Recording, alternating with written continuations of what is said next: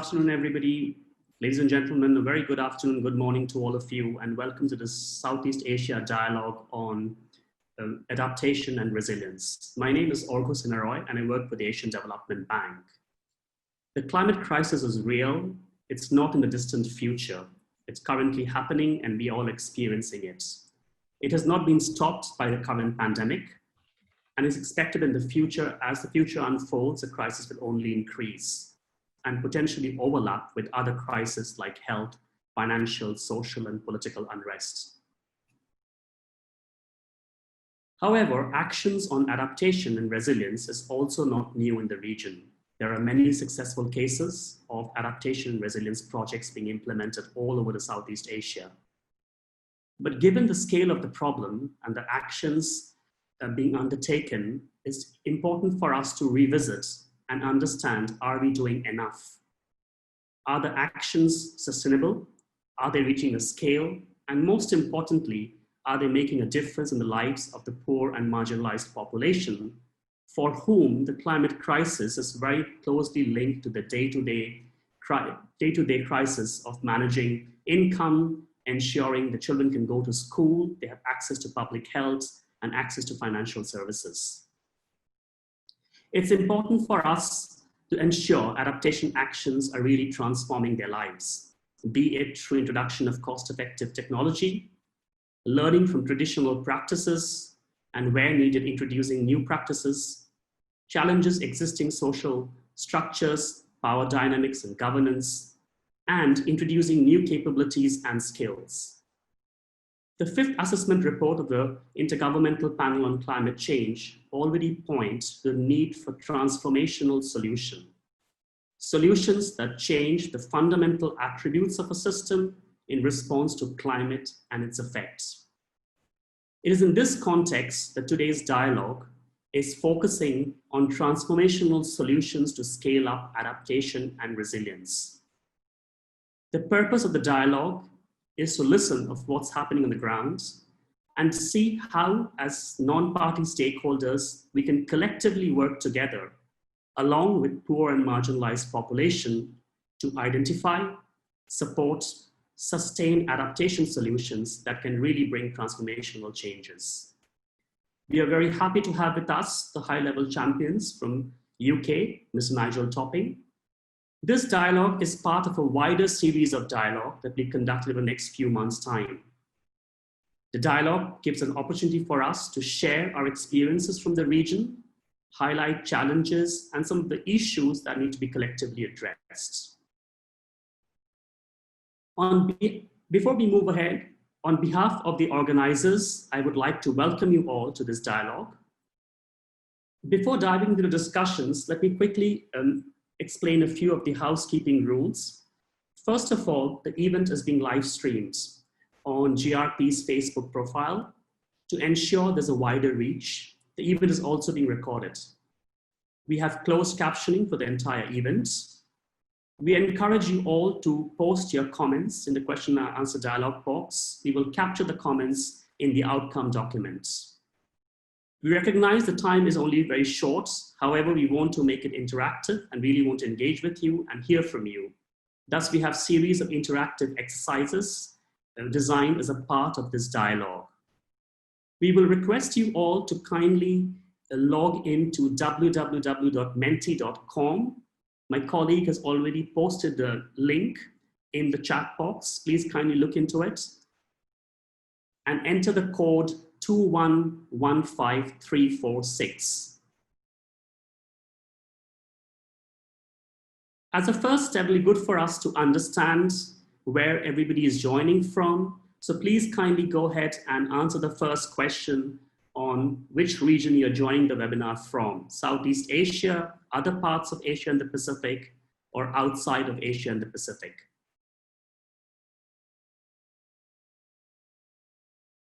We have more than 100 participants currently.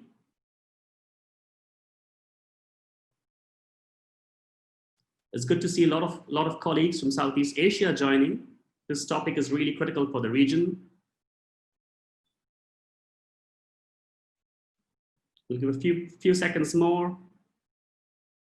We also have colleagues from other parts of Asia and outside of Asia and the Pacific joining. So thanks especially colleagues for early morning in the Europe for joining this webinar.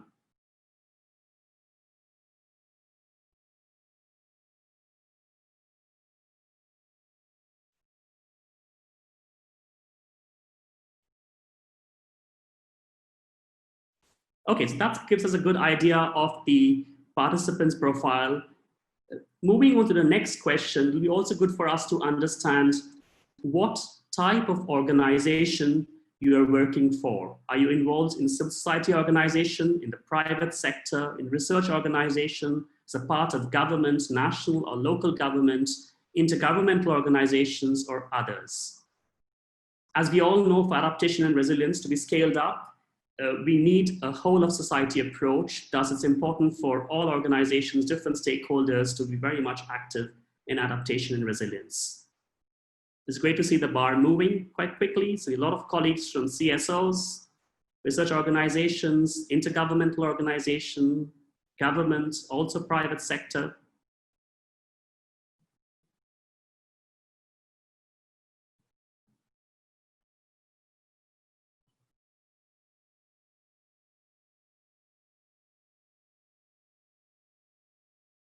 Okay, that's excellent. It was a great picture of the participants' profile who's joined this webinar. I will move on now, and we will be playing a short, small opening remarks, which has been sent by Mr. Bambang Susantono, Vice President, Knowledge Management and Sustainable Development of Asian Development Bank. He sent his regret he couldn't join us in person, but he's very kindly recorded his remarks and sent it to us. And hopefully this remark will help set the scene for the entire dialogue. Climate action champions, Mr. Nigel Topping from the United Kingdom and Mr. Gonzalo Munoz from Chile. The United Kingdom's COP26 envoy, Dr. John Morton. Distinguished panelists, ladies and gentlemen. On behalf of the Asian Development Bank, I'm delighted to welcome you to this regional dialogue on adaptations and resilience. This dialogue is part of a wider series being organized by the Global Resilience Partnerships and Climate Resilience Network of the Marrakesh Partnership for Global Climate Actions. The themes of today's dialogue is transformational solutions to scale up adaptations and resilience actions at the local level in Southeast Asia regions. This is very timely for three reasons. Let me go through them one by one. First, the possibility of climate adaptations are drastically reducing with time. This is particularly true for Southeast Asia regions, which is globally among the highest at risk from the impacts of climate change. We see that rural communities in the regions are already experiencing increased frequency of flood and drought, with severe impacts on their livelihood. Sea level rise, saltwater intrusions, and severe cyclone are part of the lives of the coastal communities, and urban areas are facing unprecedented rise in air temperature, resulting in increased health issues.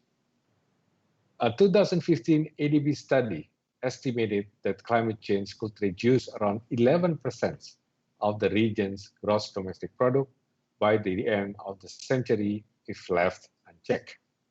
In addition to the overall cost for human health and labor productivity, some key sectors will be worse affected, including agriculture, tourism, and fisheries.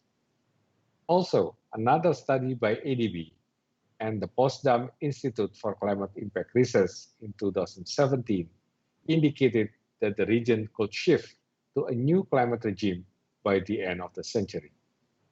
This means, for example, an exceptionally hot summer day of 2020 will be a completely average temperature by 2070 as the climate new normal. Our time to act is running out.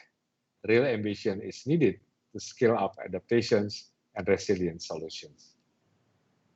Second, adaptation solutions will not be sustainable unless they tackle fundamental systemic issues in our society and economy.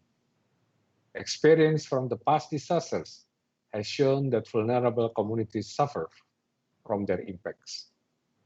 These are communities which typically have limited access to land tenure, inadequate access to finance, unequal participation of women in decision-making, and lack of local institution capacities.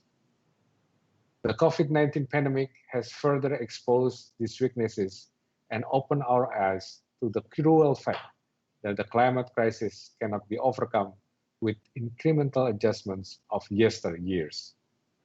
Piecemeal improvement of existing infrastructure will do no more than scratch the surface of the issues at hand. A business as usual approach is no longer an option when tackling climate crisis. Instead, a more transformative approach will be needed. What do we mean by a transformative approach? This is an approach that addresses the systemic and gender dimensions of vulnerability and inequalities. It balances bottom-up and top-down planning directions. It also calls on behavioral and lifestyle changes by every person on this planet.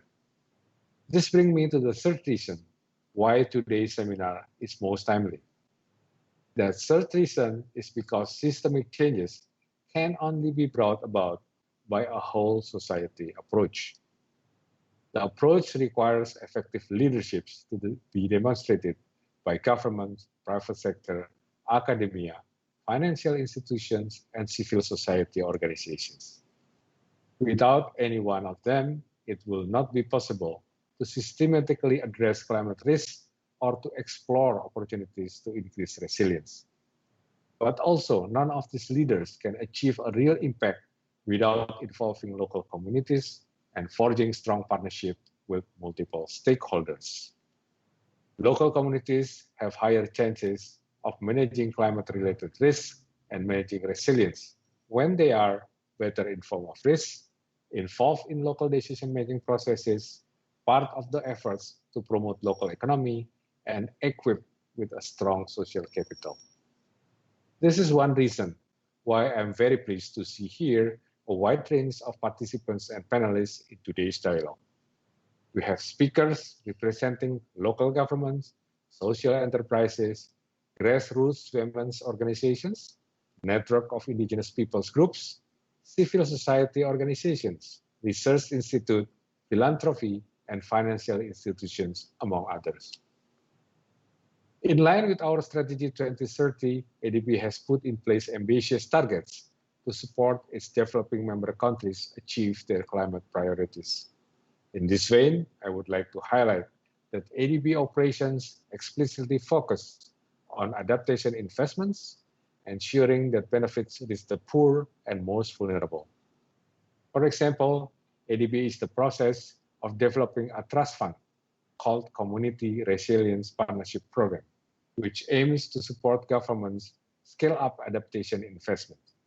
Examples of investments which could be funded by this trust fund include post-disaster social protection programs, community-driven rural development programs, and projects on urban informal settlements upgrade. Today, we will hear from different stakeholders on their concrete actions on the ground to bring transformational solutions. Our discussion will explore how such solutions can be taken to scale through innovative partnerships, capacity development, and financing. I have no doubt that dialogues such as today's will serve as important building blocks for broader international, regional, and national processes on climate actions and COVID-19 recovery. Globally, we are already preparing for next year's the Global Climate Adaptation Summit and the COP26. Regionally, we have the 6th Forum on the Asia-Pacific Adaptation Network planned for the first quarter of 2021. And finally, at the national level, each country will be updating its progress on the nationally determined contributions and NDCs. And my key message here is that adaptation and resilience must hold a central place in all of these upcoming initiatives. Over the past decades, many global leaders have called for global actions to tackle climate change. Today, in the age of pandemic, their words echo with added weight and urgency. I end my remarks by quoting former US President Barack Obama, saying that we are the first generation to feel the effects of climate change and the last generation who can do something about it. Ladies and gentlemen, this is the time to act, and I look forward to a constructive discussion today. Thank you.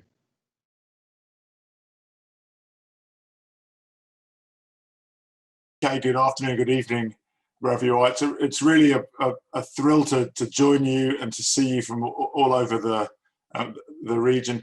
This is the first of 6 regional resilience dialogues that my fellow high-level champion Gonzalo Munoz and I are holding in the next 2 months. Gonzalo sent his apologies. He really wanted to join, but I'm sure you'll appreciate it is 3 o'clock in the morning in Chile. So I think no amount of coffee could have made that palatable, but I'll be following up with him afterwards. I'd particularly like to thank the Asian Development Bank and the Hairu Commission for convening the dialogue and for all the other organisations who've supported it, to the Global Resilience Partnership and the Climate Resilience Network within the Marrakesh Partnership for Global Climate Action for setting up the regional dialogues.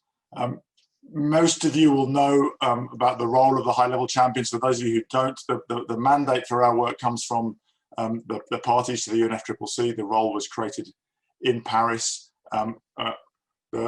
Gonzalo is appointed by the Chilean government, I by the UK government. Our role is to champion climate ambition and action by non-party stakeholders. So in simple language, in non-UN language, that means businesses, investors, civil society, cities, communities around the world, anyone who's not a national government who's a party to the UNFCCC. That means it's a very broad remit. But one thing that's very clear, our job is to work with all of you to deliver more action and not to get involved in the negotiation process. And I just want to really emphasize that with regards to climate action, 2 things that Gonzalo and I are very clear on and are very aligned on in our work in this crucial year running up to Glasgow is that we need to make sure that around the world we are taking action on resilience and adaptation and not just mitigation. Of course, there's a strong overlap, but we recognise that often there's been an overemphasis on mitigation. It's not an either or. We have to do both to achieve a resilient recovery to the COVID crisis. And I would also say that we're really committed to extending the global reach of the Marrakesh Partnership. So one thing we're really looking to do is to grow the number of organisations participating in the Marrakesh Partnership from all around the world. So any of you who are not already involved, would love to welcome you into that community, because it's only if we have a global group of partners can we really work globally.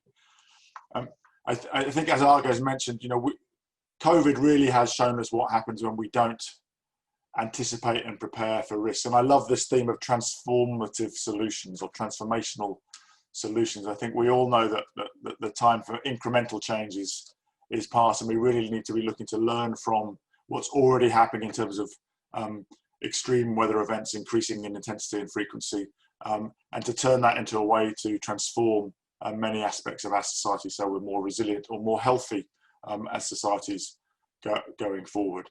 I think it's really clear to all, if we connect with our hearts, that the prediction that more than 100 million people, and I know the prediction varies, are going to be pushed into extreme poverty from climate change by 2030, and of course much higher numbers potentially as a result of COVID. It's really unacceptable to allow those predictions to come true. It's clearly it's just a simple human matter of justice. So we've really got to act now and drive up ambition. That's why Gonzalo and I have been working really hard with the Marrakesh partners to work on the mitigation side on pushing for to get to a zero carbon economy in the 2040s. Every year, every month we get there sooner is better at a human level as well as an economic level. I'm really here today to learn from you. You're all in a region which I don't personally know well, and you're working on aspects of the transformational resilience, which I have not personally worked on a lot in my career working on climate change, which has been more focused on the business community in the global north, working on mitigation. So I'm sort of humbly here, really in learning mode, really looking forward to being inspired by you and challenged to adjust some of my thinking to embrace the challenges and the opportunities and the needs for action that you're all working on. gradually educating myself. One example that I think is very relevant to today's dialogue that David's briefed me on is the Building Climate Resilience for the Urban Poor initiative. I love this idea of an alliance of governments, civil society organisations and cities. I think we're seeing a lot of this, I don't know even the word for it, multilateral collaboration across different stakeholder groups as a real model for how we're going to transform to reach transformational solutions. And I love the ambition of a target of making 600 million people living in informal settlements resilient and taking them out of poverty by 2030. That's the kind of transformational ambition I think we all need to get behind. It's a great target. And the challenge is how to deliver on that and other transformational challenges, such as transforming our food system as soon as possible. So as I say, today I'm here on behalf of me and Gonzalo to listen to what you're doing and your ideas on what can be done, and anything in particular you want to point to me and Gonzalo about how we must do better. In Madrid, the parties gave us a mandate for the champion's role for another 5 years and asked us to work to improve the Marrakesh partnership.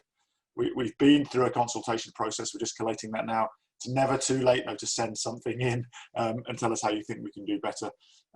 Our job clearly is to work with all of you to drive transformational change so that we all live and thrive in a zero carbon world with resilient people, resilient economies and resilient ecosystems. And my commitment to you is to, with Gonzalo, to use what we hear and learn today and in the other 5 regional resilience dialogues to advance ambitious actions, including, we're working on this and this will inform us, the launch of a campaign for resilience. Just as we've launched the Race to Zero on mitigation, we'll be looking to launch a campaign on resilience so that we have both topics really driving centrally as part of our campaign on the road to Glasgow. So with that, I'll revert to learning mode, and I'll share some reflections at the end. Thank you very much, Olga. Thank you, Nigel, so much for setting the scene. Your words actually very much echo for what Mr. Susantono also intended to speak. He was talking about 3 essential points: that the time is running out for adaptation, so we need to scale up. Secondly, as you said, the importance of transformations, looking at food systems, land systems, people, governance, power dynamics, how can we address that? And third, the importance of a whole of society approach, including private sector, society organizations, academia, governments, etc. And what he strongly wanted to convey was the importance of having the spotlight on adaptation and resilience, specifically also in the current years of COVID recovery, which becomes absolutely critical. So with that, we will move on to the first panel. And Nigel, if you're okay with it, since it's supposed to be a dialogue, we might call you in after each of the panels to provide a very quick remarks of what you heard or what some of your thoughts would be. Yeah, very happy. I'll just call me anytime. I'm here. Great, thank you, appreciate that. So in the first panel, the idea is to essentially look at some of the solution that's happening on the grounds. So as I would request you to go back to the Mentimeter, to the same website, www.menti.com, put the code 2115346 and answer the question, what is your organization building resilience to? It could be resilience to different kinds of disasters or their impacts, to sea level rise, to heat stress, to looking at health impacts, livelihood issues. It'd be good to understand what are you building resilience to, since most of you are involved in resilience building initiatives in the region. We can see big climate change disasters coming up in the word cloud, social vulnerabilities, looking at agriculture, looking at compound risk. That's absolutely critical, as we are seeing it currently where a pandemic is often has also overlapped with other climate crises. Ecosystem services, urban shocks and stresses. This is absolutely fascinating to see how it changes.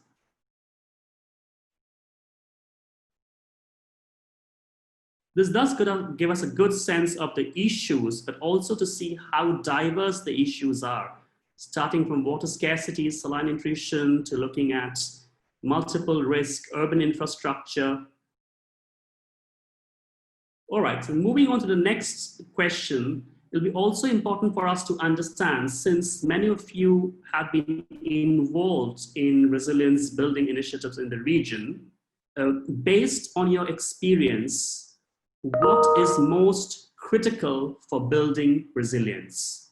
You don't have to use one single word. Please feel free to type in a full sentence or a couple of words. We want to hear from you. And as mentioned earlier, this will be captured in the outcome report of the dialogue. We really want to understand, what do you think from the ground? What is most important to build resilience?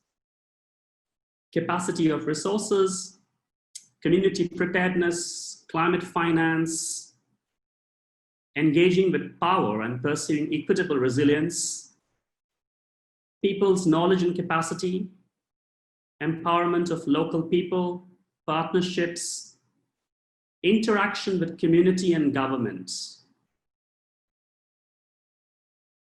recognition that resilience is key to achieving economic growth. Any other ideas? What is absolutely critical? Early warning systems.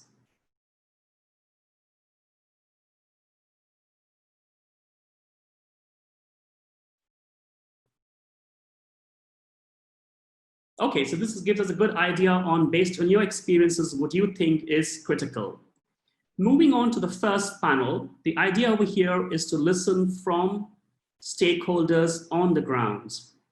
I'm delighted to have with me today 5 panelists. I'll quickly introduce each of one of them, and then we'll have specific questions for them. Firstly, we have Ibu Roniatun from the Yakum Emergency Unit in Indonesia. Thank you, Ibu, for joining. We have Sothiarit Siong, the head of program from ActionAid in Cambodia. We have Ibu Natalia from Samdhana Institute, which works in Indonesia and Philippines. We have Kun Somsak Bunkam from Local Alive, which is a social enterprise in Thailand. And last but not the least, we have Honorable Mayor Salda from Municipality of La Trinidad in the Philippines. So that's quite a diverse range of panelists, starting from society organizations to indigenous groups, representatives to social enterprise and private sector to local government. Each one of them are active in resilience building. Each one of them have their own issues and own solutions. So maybe I will start the discussion now with Ibu Roniatun. I hope, Ibu, you can hear me clearly. Yeah. Yes, we can. Thank you so much. Ibu, we know you come from Yogyakarta province in Indonesia. If you can explain to us a little bit briefly the kind of climate-related problems which you're facing in your village. Di Gunung Kidul kami sangat merasakan sekali perubahan iklim yang dulunya pada musim hujan, tetapi sekarang belum musim hujan. Yeah, in Gunung Kidul, we really faced the impact of climate change, where now it has shifted the rain patterns. Normally now it's already rainy seasons, but until now it's not raining yet. Kami tinggal di daerah kering karena musim yang tidak menentu. Kami mengalami banyak perubahan, misalnya kekeringan. Di musim kekeringan itu kami masyarakat membutuhkan air dan kami membeli air untuk kebutuhan pokok. Yeah, and as a result of the long dry period, the community has to buy water to fulfill their daily needs. Untuk kebutuhan setiap bulannya kira-kira 3 sampai 4 tangki, dan dengan harga 1 tangkinya 150.000. Yeah, so at least the community should buy water at minimum 3 to 4 tanks, and for each tank it's cost around $12. Thank you, Ibu. So essentially, I understand water security and related food security is a big problem in your village and area. So if you can explain a little bit and describe to us the kind of solutions that you, along with your other women's network, are implementing in your village? Untuk kekeringan, kami bekerja sama dengan pemerintah untuk membuat sumur bor dan pengadaan air untuk masyarakat yang kurang mampu. Yeah. So one of the solution is that we work together with the local governments to provide water and also to make drill well.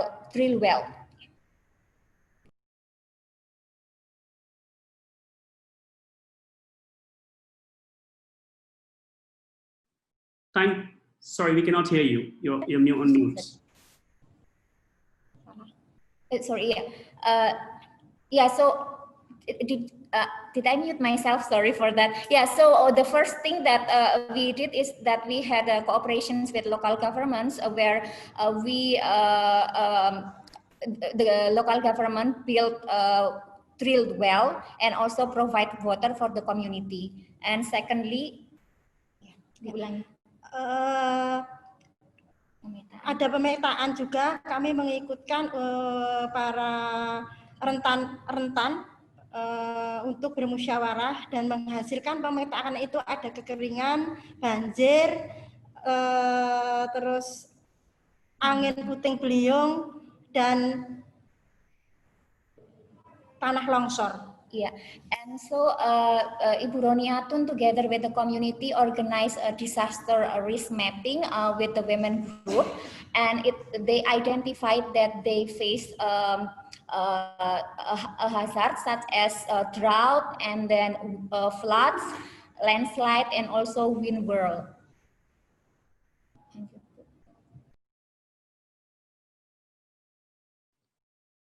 Okay, that's great. Go ahead, please. Go ahead. Untuk mengatasi itu, kami mengadakan bank sampah dan warung sembako. Yang dulunya kami melakukan lumbung padi, tetapi karena para petani gagal panen, kami mengalihkan kelompok kami di warung sembako. Dengan upaya ketika gagal panen, kami bisa menjual lebih murah dari toko-toko di luar. Yeah, so the practical solutions that was selected by the women group from the disaster risk mapping is that they establish a waste bank to prevent the floods, and they also establish a food stock enterprise. So it's like firstly they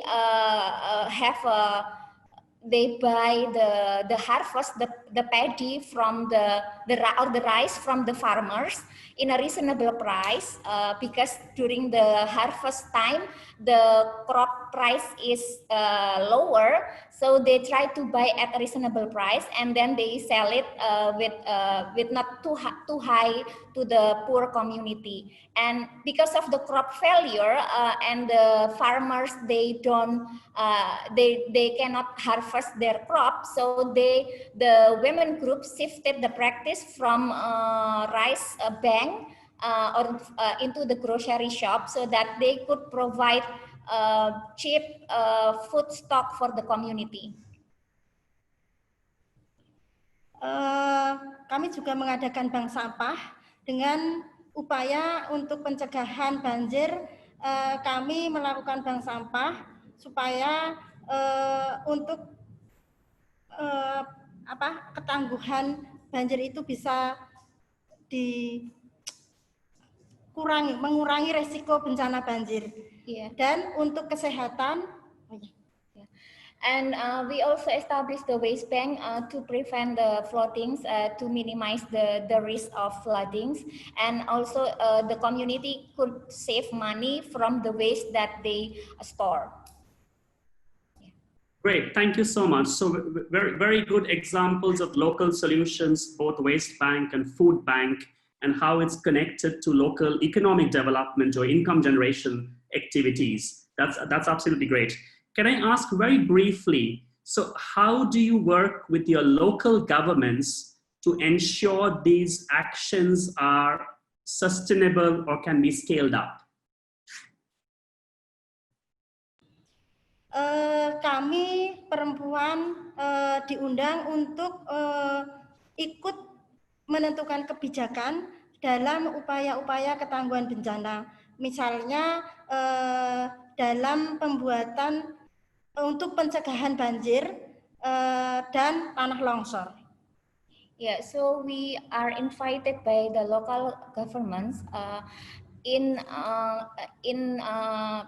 community resilience program to prevent floodings, for example, and also landslide. Iya, kan Ibu belum cerita soal risk mapping dokumen. Iya, Ibu cerita aja. Okay, thank you so much for that.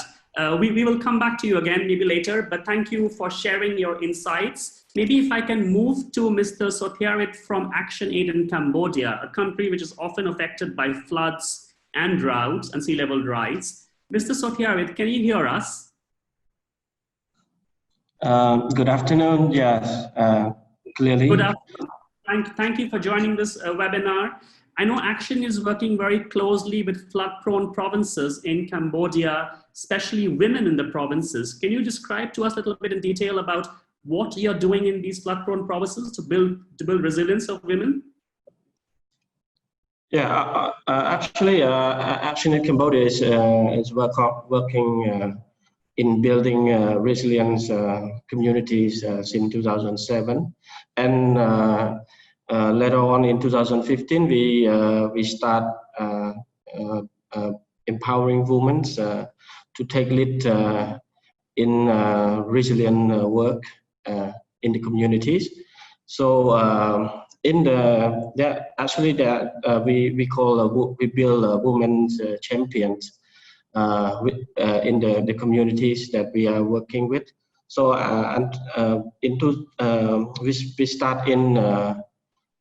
we start with 11 women champions, and in 2015, and then we found that the role have been very significant in the communities, and they take very active. They are very active, and they take on the DR and CCA's related action in the community. So Action in Cambodia work with the communities, work with local authorities. Identifies the active women in the community, and then we elect them as a community representative, and then as a women champions, and in the community. And then we as part of the program, we provide the capacity building on the concept of climate change and disaster resilience, and also we also provide them with leadership trainings for them to take up roles in the within the context that women not really seen as taking a significant role in the community. So we promote women role within the community. And one woman champion are selected. They are engaged in several projects, several activities within the project, within the community, starting from conducting, engaging in the local planning process, the commune planning process, and also they engage in the hazard vulnerable capacity assessment of the communities. They collect the data, the information, and they analyze with the communities. And also they also engage in the building the disaster risk disaster risk reduction plan at the village level. And the women engage. The women champion also engage in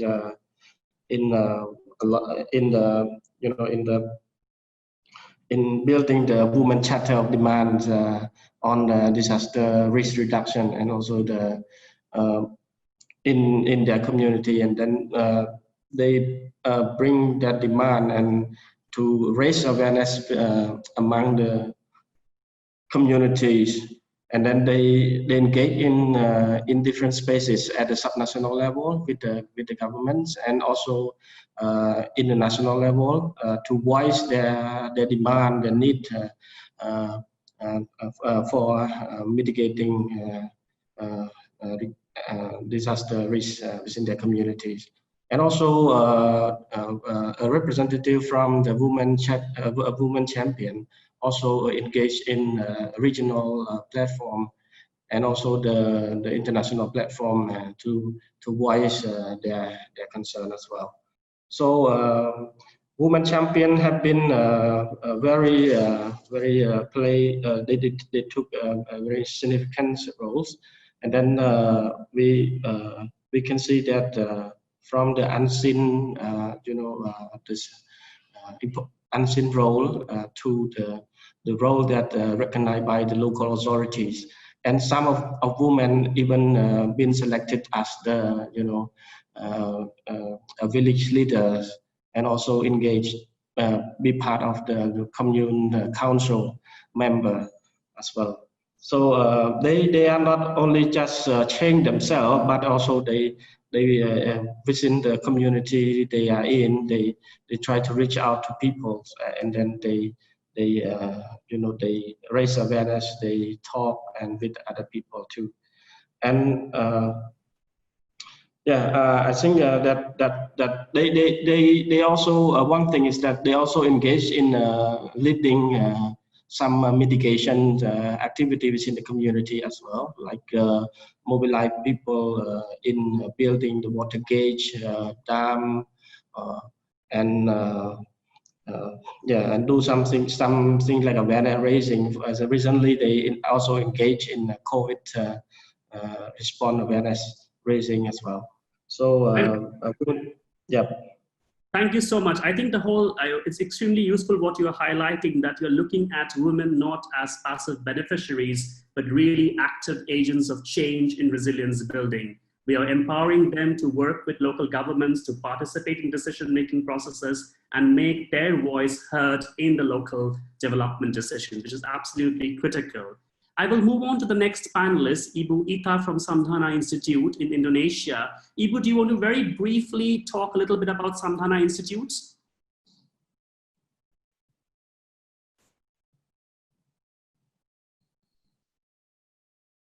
Sorry, you're on mute, we cannot hear you.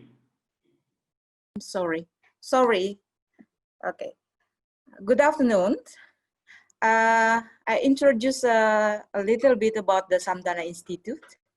Samdhana Institute in Sanskrit means healing, uniting, and peacemaking.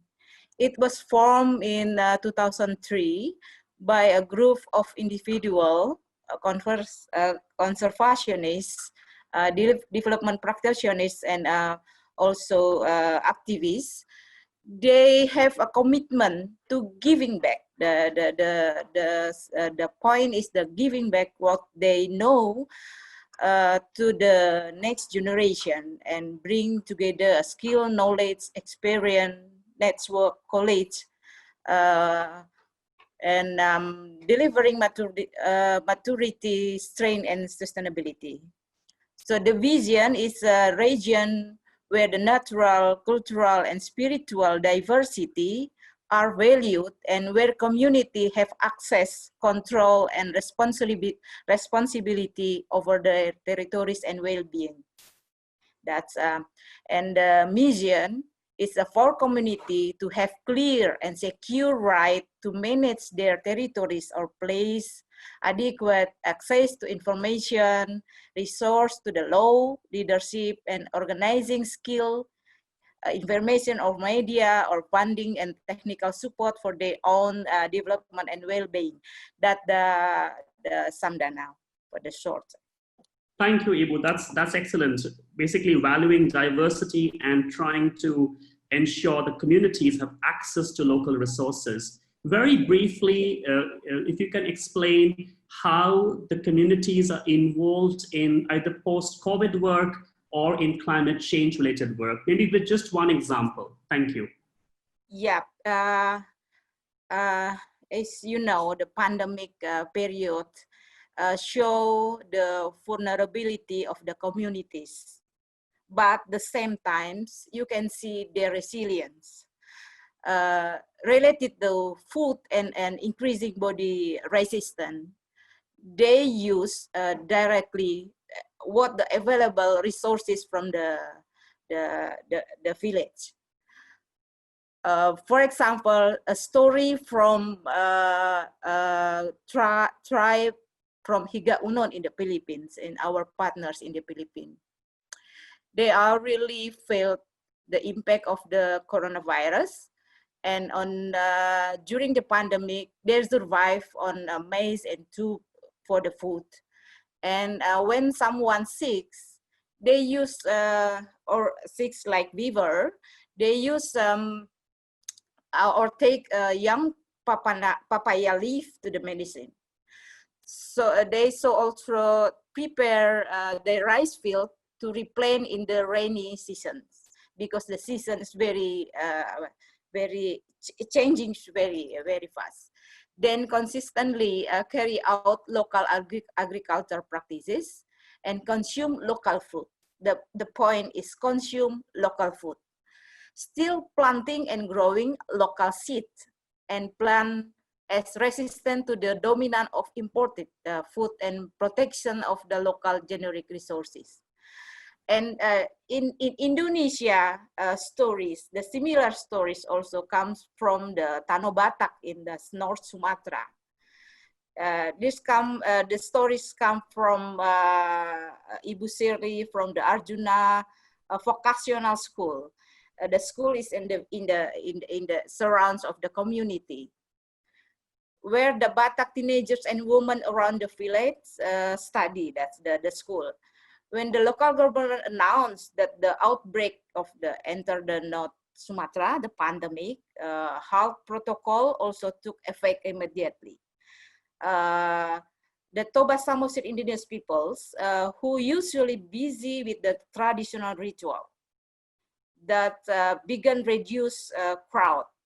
And for example, in that ritual, people asked to maintain personal hygiene and washing their hand and wearing the masks. That difficult habit, yeah. But it is the new what we call it. Yeah, looking at the situation, yes, and trying to adapting to it.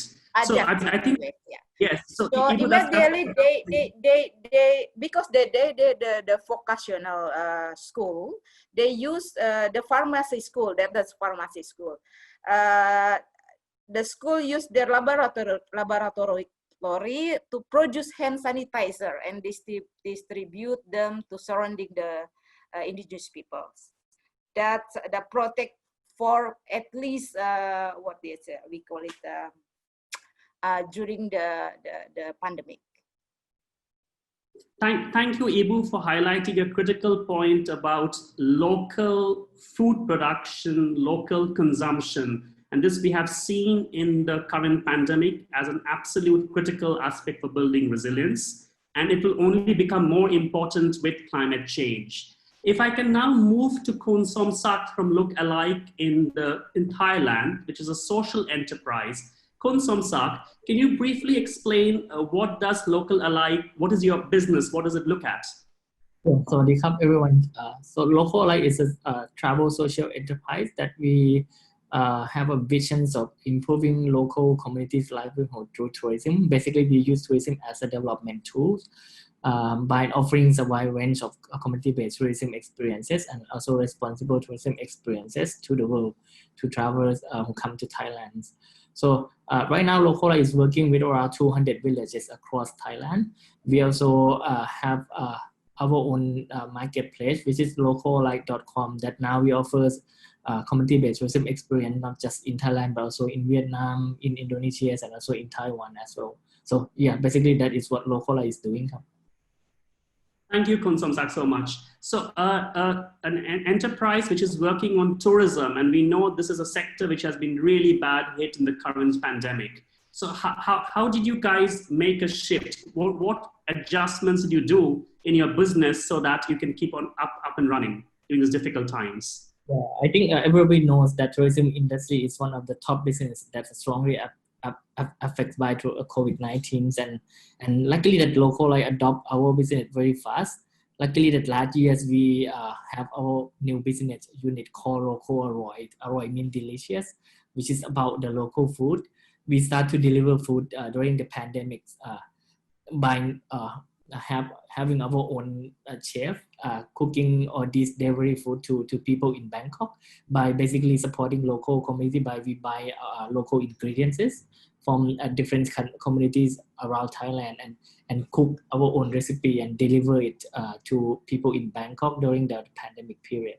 And also at the moment, we also start another business unit called Local Alot, ALOT, which is many things. So Local Alot during COVID-19, we selling all local community products in a wide range category, ranging from agricultural products to craft and fashion products. So basically we survive from these actually new businesses. Great, clearly, so you're looking at crisis as an opportunity to diversify and do new things, which is absolutely essential for resilience point of view also. But considering you work with a lot of community organizations, and these communities are involved in farming or other practices which will be impacted by climate change in the future. So how do you think, how much you have to adapt in the future to make sure your business is actually sustainable? Yes, actually Localight are always concerned of climate change factors. Basically, like simple as it is that if the community is getting warmer and warmer, nobody gonna travel to those communities. So there are many projects that we are trying to implement to merge local community to deal with this climate change. So that's now we have our own CBT fund where we gather our profit together with some portion of local village income from tourism, and use that fund to solve all the environmental problem, like to build to get rid of waste management problem, and also to contribute to like their forest and also in their environment. Right now we are having a project called Care the Wow. The Wow, I mean that trying to do so with local communities over Thailand. This project we focus closely on sustainable forestations. Another project we are closely focused on waste management as well, trying to make sure that local communities, they are well prepared of waste management problem, because when there are many tourists coming to the village, that comes with waste, so they have to have a better solution on waste management as well. So this is the thing that we slowly adopt into local communities that we are working with, and we hopefully that the communities will learn from this and then take this kind of concerns to the next level by themselves as well. So it's good to see you're already using some of the community funds to go back and invest in more environmental solutions. And I think the agility that you have shown in your organization of adapting in a crisis is fantastic. And I'm sure, like me, many of the others, when you visit to Bangkok next time, will sign up for your services and go for one of the tourism trips with Local Alike. So thank you for joining us. I will move on to our last panelist, but certainly not the least panelist, who's Mayor Salda from La Trinidad Municipality in the Philippines. Good afternoon, Mayor Salda. How are you? Hey, everyone. I'm Mayor Salda, the Municipal Mayor of La Trinidad. And the Municipality of La Trinidad is highly vulnerable to severe annual flooding, which affect the production of strawberry, vegetable, and flower farmers. So we would like to thank that the EDB came to address some of the problems of the farmers, to address the to increase production. It affects the production and livelihood of the farmers. for this project of EDB, it will improve the production of the strawberry farmers. Our one town one product is mostly strawberry. The cause of the flooding is due to we have one creek and one river, the Balili River and Bulo Creek, which if the Balili River is full, it will push back the water coming in from the Bulo Creek. That's why it floods all the farms within the strawberry farm. So with this project, the farmers will enjoy more profits and production if this project of EDB will push through. So, and of course, during the consultation, all the community have participated. They are cooperative on how can we resolve these flooding problems in the strawberry farm. Last 2018, we have 3.3 loss of farmers, 3.3 million loss of farmers due to the strong rain. Usually before it's June, July, August, but now it's now on October that hit the La Trinidad typhoon. So the climate change have a great effect on this. For this, all the farmers are doing every quarterly, they clean all the creeks, and after cleaning all the creek, the local government unit, the LGU, is also helping the farmers to declug all the siltation that was put on the Bulo Creek. So every year we are having siltation, declogging all the silted soils that was put on the creek to so that during the rainy days, water will pass through on that creek that will not cause flooding in the strawberry farm. It's also our province also on the tourism, because if the farmer during the rainfall, it's for the farmers to have the strawberry seedling production, which they are going to plant on September, October. So if the rains the rains came, they have no runners to plant the runners of strawberry. So this production that affects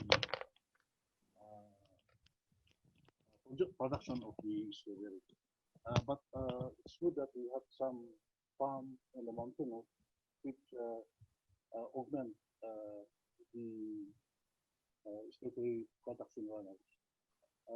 For all the farmers that being affected, they have some stock of strawberry jam, turn into strawberry jam for them to for alternate livelihood in case they have no strawberry. There is in processing of strawberry jam that we can sell during rainy days. That's the effect of flooding and the Thank you, Mayor, for sharing your experiences from the municipality and how you're involving with the local communities and farmers to look at flooding issues. And I didn't know about the strawberry which you grow in your municipality, and certainly it's something we can look forward to visiting you to enjoy the strawberries.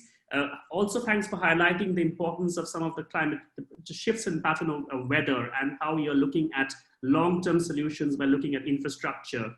So with this, maybe I'm going to now go and request our discussants, Corazon Solomon, or better known as Dinky to all of us. Dinky has more than 40 years of experience in social development fields in designing, implementing, and evaluating programs. She has also served for 2 terms as an ex-minister or secretary of Ministry of Department of Social Welfare and Development in the Philippines, and is currently the lead person for social protection and community-driven development in the International Center for Innovation, Transformation, Excellence, and Governance. Dinky, if you can share what we heard from a diverse range of stakeholders working on the local level and give us some of your reaction, please. Over to you, Dinky. Thank you, Aga. And there are about 5 points that I want to share quickly. First, what we heard this afternoon, community-led initiatives to address climate-related problems are responsive to immediate needs and issues, such as securing food, such as making sure securing food for families and communities, making sure that agricultural products are produced for communities and for larger groups. Second, the solutions created that we've heard and are undertaken are drawn from indigenous knowledge, natural and available resources in the community and surroundings. They use these resources more often than not in a very sustainable way, informed by their own beliefs and by their own traditional experiences of sustainable use of these resources, so that it is both respect for life and just relationships. As we heard from the experiences that we listened from, both Indonesian experiences and also from our experience in Cambodia. Women are number 3, natural seekers for practical solutions to problems, especially in crisis situation. Our examples show that the innovativeness and creative ways to collaborate with different groups in the community and private sector and local government are very much alive in the experiences that we've heard, especially with women-led initiatives. It is so, I think, because of the protective instincts that make them sensitive to climate-related risks to families and communities.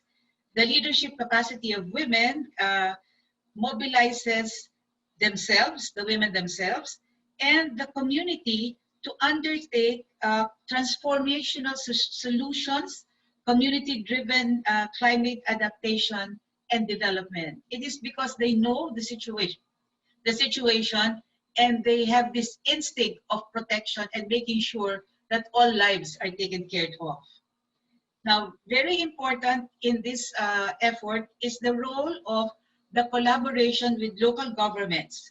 These local governments have become more aware, even as our mayor has said and all others have said, that they have worked, and local governments are more open to working with women-led community-based organizations and other community-based organizations, as shown by example, undertaking small or medium-scale mitigation projects, and they are maintained, sustained, and used sustainably, I would say, because they are managed and implemented and taken care of by the community themselves, because they know that these mitigation projects will give them protection from their direct experiences of damages due to climate change. And I think it's very important that local government leaders, such as the mayor of La Trinidad, the leaderships in different countries we've heard, Cambodia, Indonesia, and Thailand, there are policies that encourage people's participation in the work that is being done. So for example, I'm familiar with the village law of Indonesia, which is part of a regular consultation with the villages. And that is true, I think, for the participation clause also in the Philippines in our constitution. For private sector, I think it was very important to hear the experience in Thailand, where the private sector now has turned to community-led and implemented businesses such as the one that we've heard in Thailand. The pandemic had created unprecedented economic loss, and therefore economic revival from the bottom up is very essential. And what we've heard from Thailand, small to medium scale businesses directly responding to the basic needs that had been created by the pandemic itself. So the urgent need for cooked food, which really limited movement for markets, and that's why the delivery of food was very important. Survival packs that they did, which is food and the hygiene materials, done by communities are very important because it provided jobs for people who lost them and now they have livelihood. And I think very important, the diversification and understanding that you give back, that you, while you earn, you give back so that there is continuous care for sustainable elements in making life good. So for example, the environment care that is being given by the local group from Thailand is very important.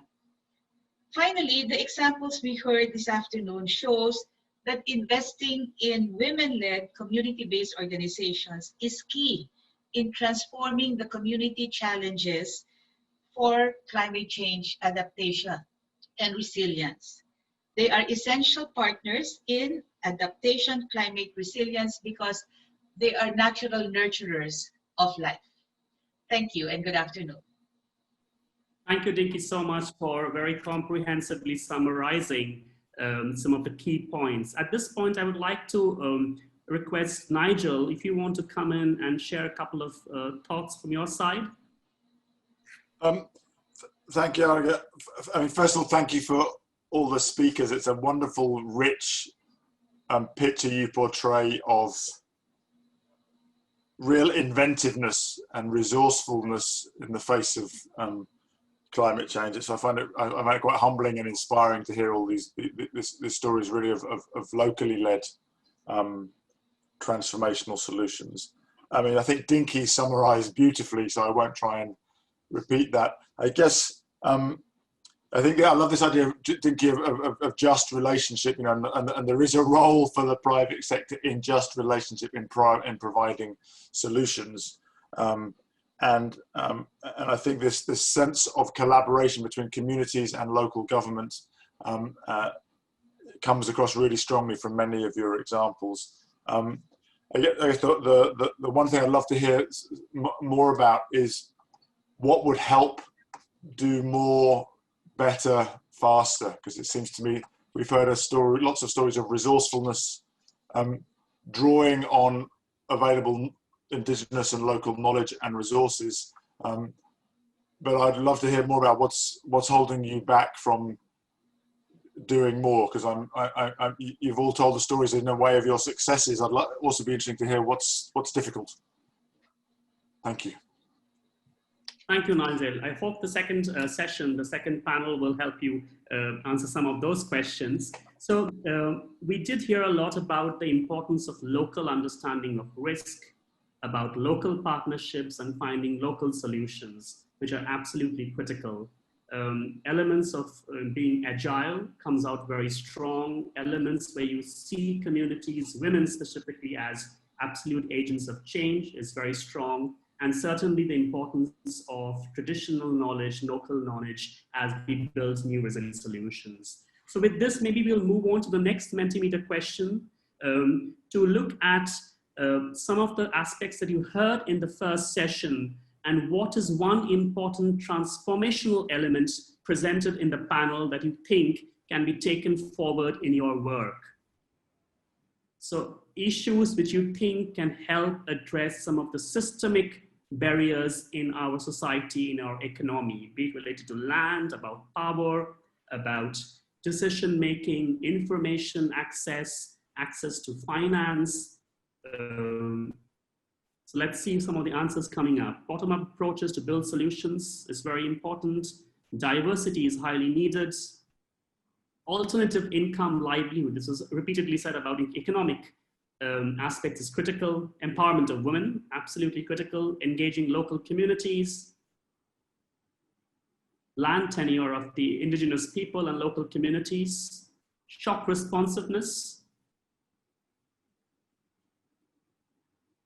women as drivers of change. Okay, great, this is fantastic. So this was the end of our first panel. I will hand over now to my colleague, Cristina Rumbaitis del Rio from the World Resources Institute to take us to the second panel, looking at some of the regional perspectives. So over to you, Cristina. Thanks, Sorgo. Good afternoon, everyone, and good morning to those of you outside of the Asia region. I'm really delighted to be here and to be moderating the second panel. And I'll introduce each of the panelists just as they speak to save a little bit of time. But I wanted to take maybe just a moment to unpack what we mean by transformation, because in this panel, I really want us to focus on how we take that transformation to scale. As Nigel prompted us, how do we do more, better, and faster?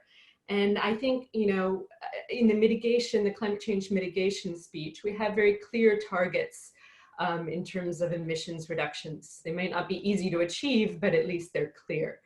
In the adaptation space, what our targets are sometimes a little bit more difficult to understand. So I think it's worth unpacking.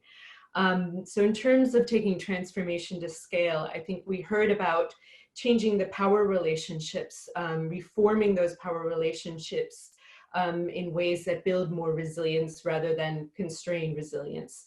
We heard about that holistic resilience, resilience to climate change, but also to COVID, to other shocks and stresses, and thinking holistically. We heard about whole of society approaches where local government is working in partnership with local communities, local government is supported by national government. You know, we need all of that, and the private sector is engaged. We need that whole of society approach. We also need to create the space for innovation and use the power of technology, use the innovation of the private sector, use community-led innovation to develop new solutions. And last but not least, we need to ensure that those solutions are sustained over time, that they become embedded in the fabric of society and become the new business as usual. And so I'm hoping that in this session, we can really look at how do we scale up? What is it that we need to learn about and learn rather quickly about to be able to do that? How do we support that local leadership with policies, with institutions, with governance reform to be able to take those innovations from the local level to the global level? And how do we mobilize finance? How do we mobilize philanthropy? How do we mobilize the private sector to engage in this space so that we do have ambitious resilience and reach the scale that's needed to prevent the suffering, human suffering, and slipping into poverty or maintenance of poverty that none of us wants to see. So I'm going to start off, if I might, turning to Albert Salamanca. Albert is a senior research fellow and cluster lead on climate change, disasters, and development for the Stockholm Environment Institute. And Albert, as a researcher and someone embedded in these issues, I really want to ask you what you see as some of the opportunities and constraints and challenges for building resilience in the Southeast Asia region. To address Nigel's question, what are some of the challenges that are preventing us from getting to scale? Thanks a lot, Christina, for the questions and the introduction. To answer your questions, I think we can go back to the earlier discussions from what the panel members have shared, that actually a lot of those marginal groups, communities, are actually doing meaningful things already. They're not passive recipients. They're not waiting for support. They're actually doing something. So while governments are renegotiating the Paris Agreement, or while other countries are too focused on mitigations, a lot of communities are already adapting and experimenting on their own ways, how to respond, how to adapt to the challenges of climate change. So that to me is an important opportunity that we need to recognize. But a challenge, I think, is being posed before us because on how to bring, so as what Arga mentioned, how to bring to scale the knowledge that all these communities have, all these groups have to influence policymakers, decision makers, other stakeholders, the government, the donors. Because it seems, I think we all agree on this one, that there seems to be an element of tokenism with respect to how it deals with these communities. So in fact, in the whole setup, they're called non-party stakeholders or non-party states in global discussions. Mm-hmm. So we need to, if we recognize that they have meaningful contributions, their knowledge should be crucial to how we form our decisions. And then in terms of another opportunity also, I think right now we're doing this conversation online because there's a pandemic. I think there's an opportunity there and to think in terms of how our responses to the pandemic is providing us with insights to how the limitations of the governments. For example, there's a lot of problems with the way the government deal with the current crisis. So if you bring in the climate crisis and all disasters in the past, then the more it will actually illuminate the limitations of our governance systems. So we need to also look at that.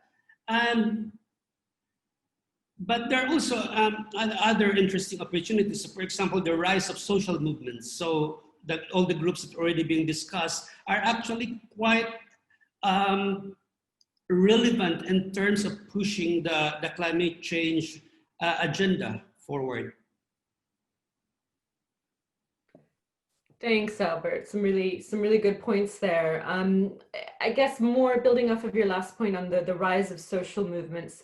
How can the social movements or grassroots-led efforts be better connected to and resourced by national and international efforts, recognizing that as best as we know it, only 1 in 10 pounds or dollars gets to the local level for building resilience? Interesting questions. I think fundamentally, I think we have to talk about sort of the elephant in the room. To be able to resource all these communities, groups and communities who are on their own working on the ground, I don't think we need a new form of funding. What is needed, I think we need to address corruption, where that prevents all these groups from being funded by their own governments. So if we address that, if we plug all the leaks coming from the national budgetary processes, I think they have their own money, they have their own funding to sustain their resilience activities and efforts. So to think that we need to create new funding opportunities, I think that's good moving forward, thinking into the future. But first and foremost, we need to think internally, what are some of the limitations wherein these particular groups are not properly funded? And I think addressing corruption is a fundamental one. Interesting, yeah. I'm sure many people, I saw some nodding heads there, but mobilizing the domestic resources and better using those is certainly something that I've heard and might resonate. And then just very briefly, what are some of the knowledge gaps that you think are limiting progress at this point? Again, because we're reacting to the discussions earlier from the previous panel, I think what to me struck, especially with what Dinky also mentioned, is the importance of power. Recognizing that power permeates to all the things that we do, all the decisions that we make. And there are always powerful and there are always powerless. So understanding that dimension, I think, is crucial for us to move forward with our resilience agenda. Great, thank you, Albert. Very succinct and thought-provoking responses. I next want to turn to Suranjana Gupta, who is the advisor for community resilience at the Huayru Commission. And Suranjana, two questions for you. Given the work that you do and that Huayru does in the region and across the globe, what does scale look like for you in your view? And a little bit of the same question I asked Albert. How do we channel climate finance to better support these efforts? Thank you, Christina. So let me try and answer your questions this way. I'll talk a bit about how we scale up locally led grassroots women's strategies, and also try and touch on what are the transformative elements inside of that strategy, and then come to the piece about money.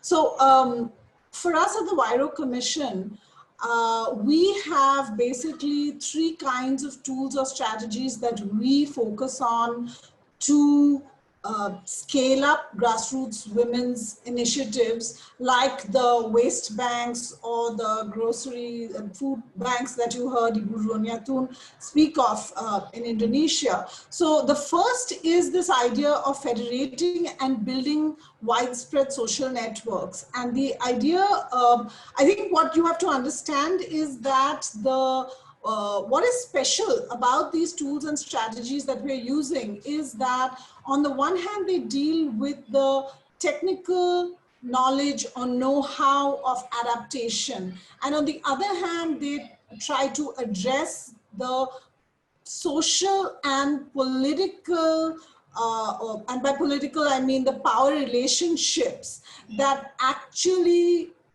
are the things that continue to make grassroots women and their communities, whether rural, urban, or indigenous, vulnerable to climate change and other kinds of shocks. So the assumption is that unless we dismantle the social and political structures that allow vulnerability to persist and risks to become greater, then the point of adaptation is kind of lost. It cannot be sustained. So the first piece is understanding that we try to federate and network groups, connect small groups in different villages and cities and countries to build a larger movement. And one part of it, of that connectivity, is to allow grassroots groups to learn from one another. They learn through peer learning processes, and the peer mentoring and peer training processes is where grassroots women will not only teach one another how do you make organic fertilizer to change the way in which you do farming, or how will you store fodder for the dry season, so the technical information, but it also positions grassroots women as trainers, as teachers, and as experts in the eyes of communities, as well as in the eyes of other actors like local government. And that's very important. And today we have hundreds of women in our network, including in Southeast Asia, who are part of training or resource teams who can teach other women how to manage their finances, or create a waste bank, or change their food and farming systems. So that's 2 of the kinds of tools, the federations, which keep widening the knowledge pool, and the peer learning tools. And the third has to do with the kind of engagement that grassroots women do with their local government. I mean, Ibu Roniatun spoke of it very casually as one sentence and saying that this is what we did with the local government. But in fact, it's a huge investment process for grassroots women who cannot even get a meeting for months with local government to actually end up coming into dialogue, talk about, so there's a technical piece, which is about how can you access the scheme or the social protection program, or how does the budget work, what is the decision-making process. But in fact, what these kinds of dialogues and negotiations between government and grassroots start doing is to shift the relationship and to say, look, here is a group that is actually saying that we are citizens, we're here to claim our citizenship, our role in a democratic process, you're accountable to us, we're here to ask you questions, but we're also here because we represent a certain kind of expertise, we're your eyes and ears on the ground, and we can actually tell you what's working in your program, what's not working, and we can help you fulfill the promise of your programs.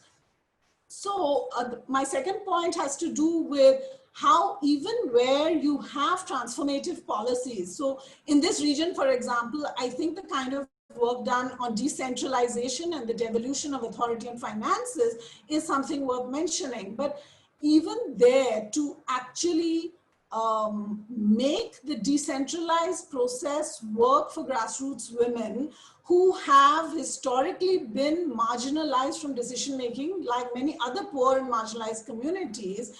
You need these kinds of grassroots organized initiatives to actually come in and learn how decisions are made, figure out where are the opportunities and openings, and then navigate that process to actually influence the budgets. And that's what they've done in Indonesia. The women's groups actually have used the village law, and through a process of learning have figured out how to actually how to influence the substantial budgets that that village administrations deal with.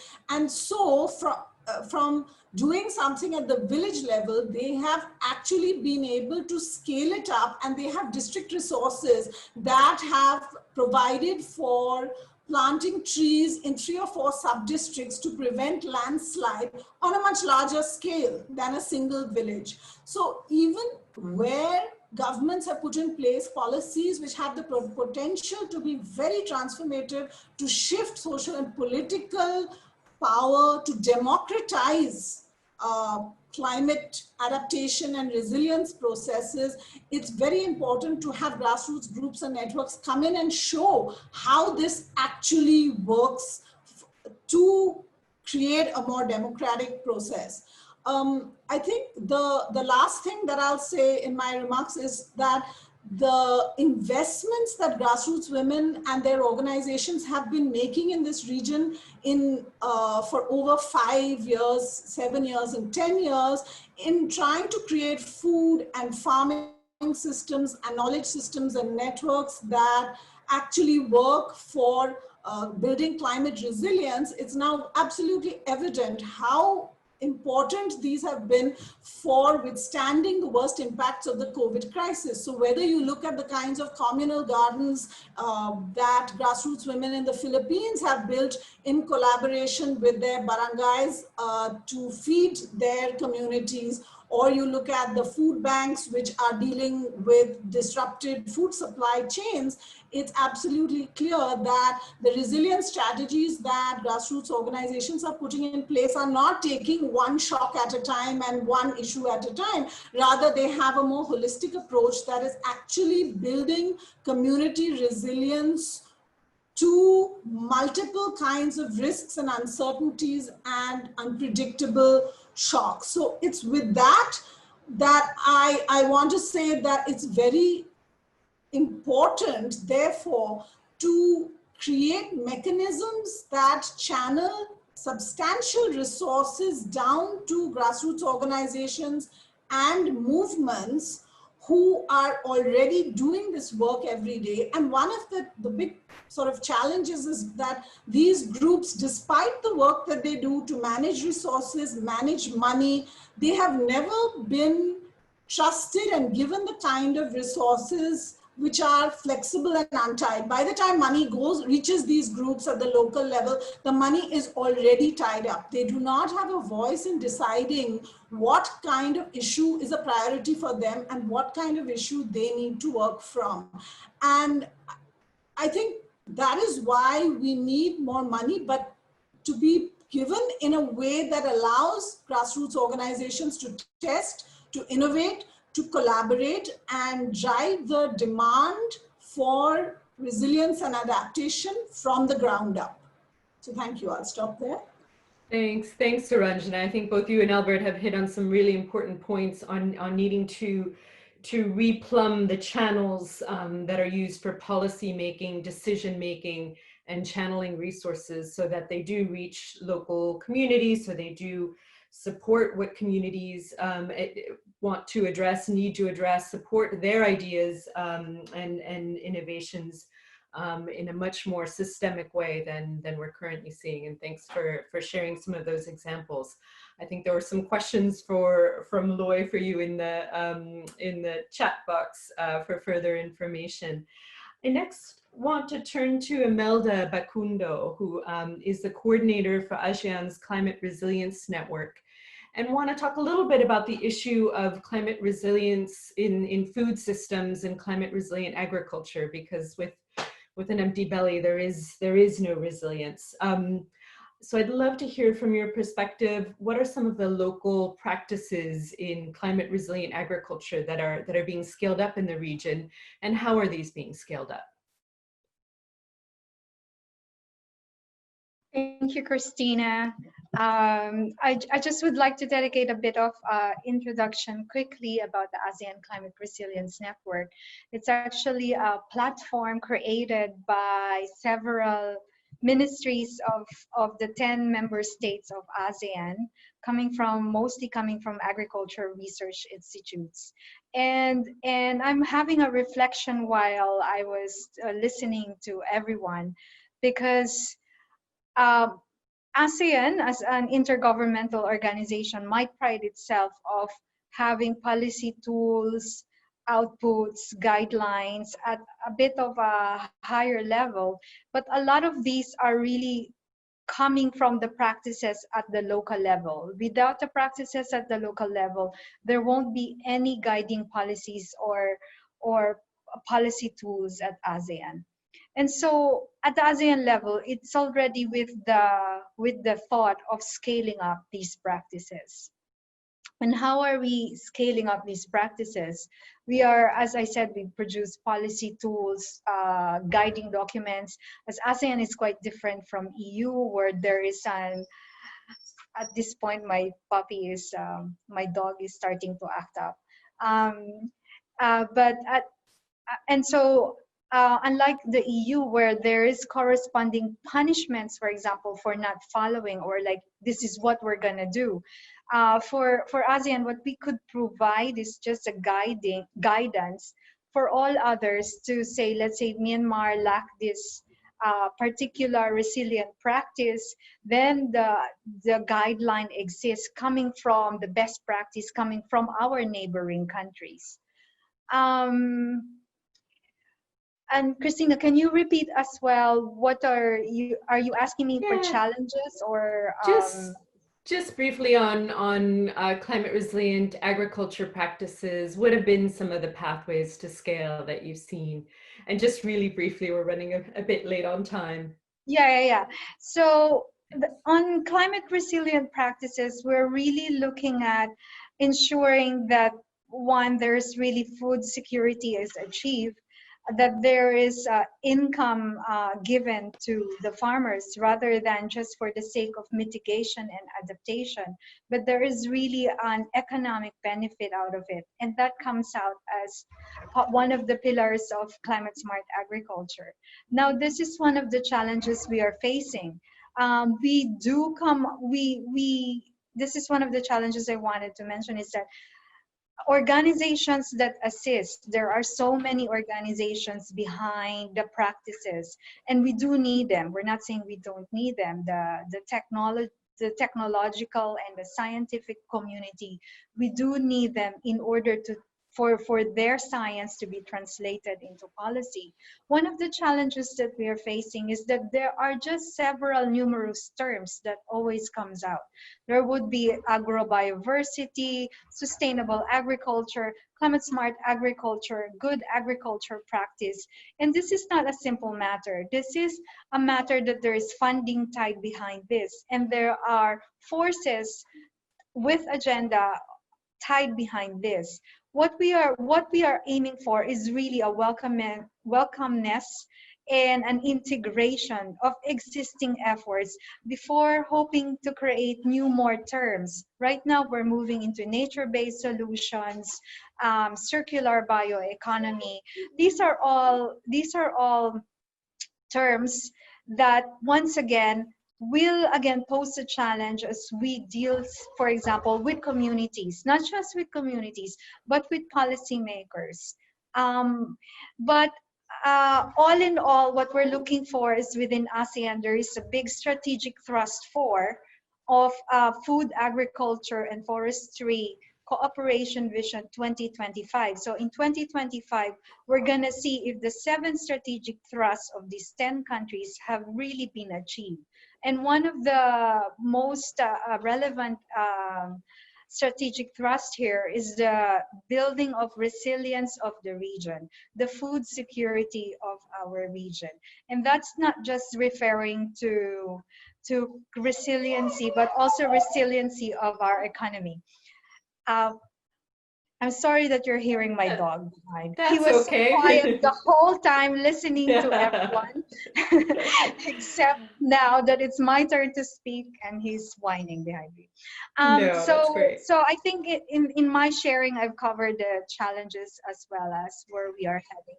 We are heading towards also being very welcoming. If the new terms are going to be nature-based solutions, if the new terms are going to be different terms, we're going to jump on the opportunity in order that we access the resources available for further scaling up. Right now, 8 countries are joining a GCF proposal in order that we would look at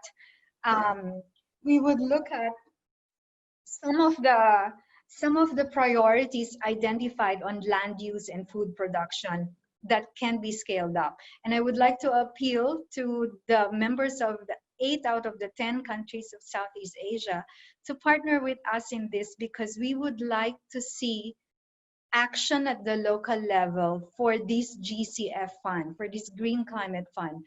Right now, what I can tell you is there are members of Southeast Asia here. We are discussing with the Ministries of Agriculture and the Climate Change Commission in order to access this 3-year plan for climate resilient agriculture practices to be further scaled up, and through the creation of several investment plans that would be aligned with climate change targets for the Paris Agreement, but at the same time would lower the risk for the private sector to invest in the scaling up of these practices. So I would like to use this opportunity to call also on the CSO members here to reach out to us as we develop this proposal for the GCF. Thanks, Imelda. Great to see that effort to really bring together across the region and kind of defragment the agriculture space by bringing together a collective effort. I'm sure if you could pop your email into the chat box, I'm sure you would get many people from this community interested in following up. I want to turn quickly to Kumkan Ramindra, Director for Asia for the Rockefeller Foundation.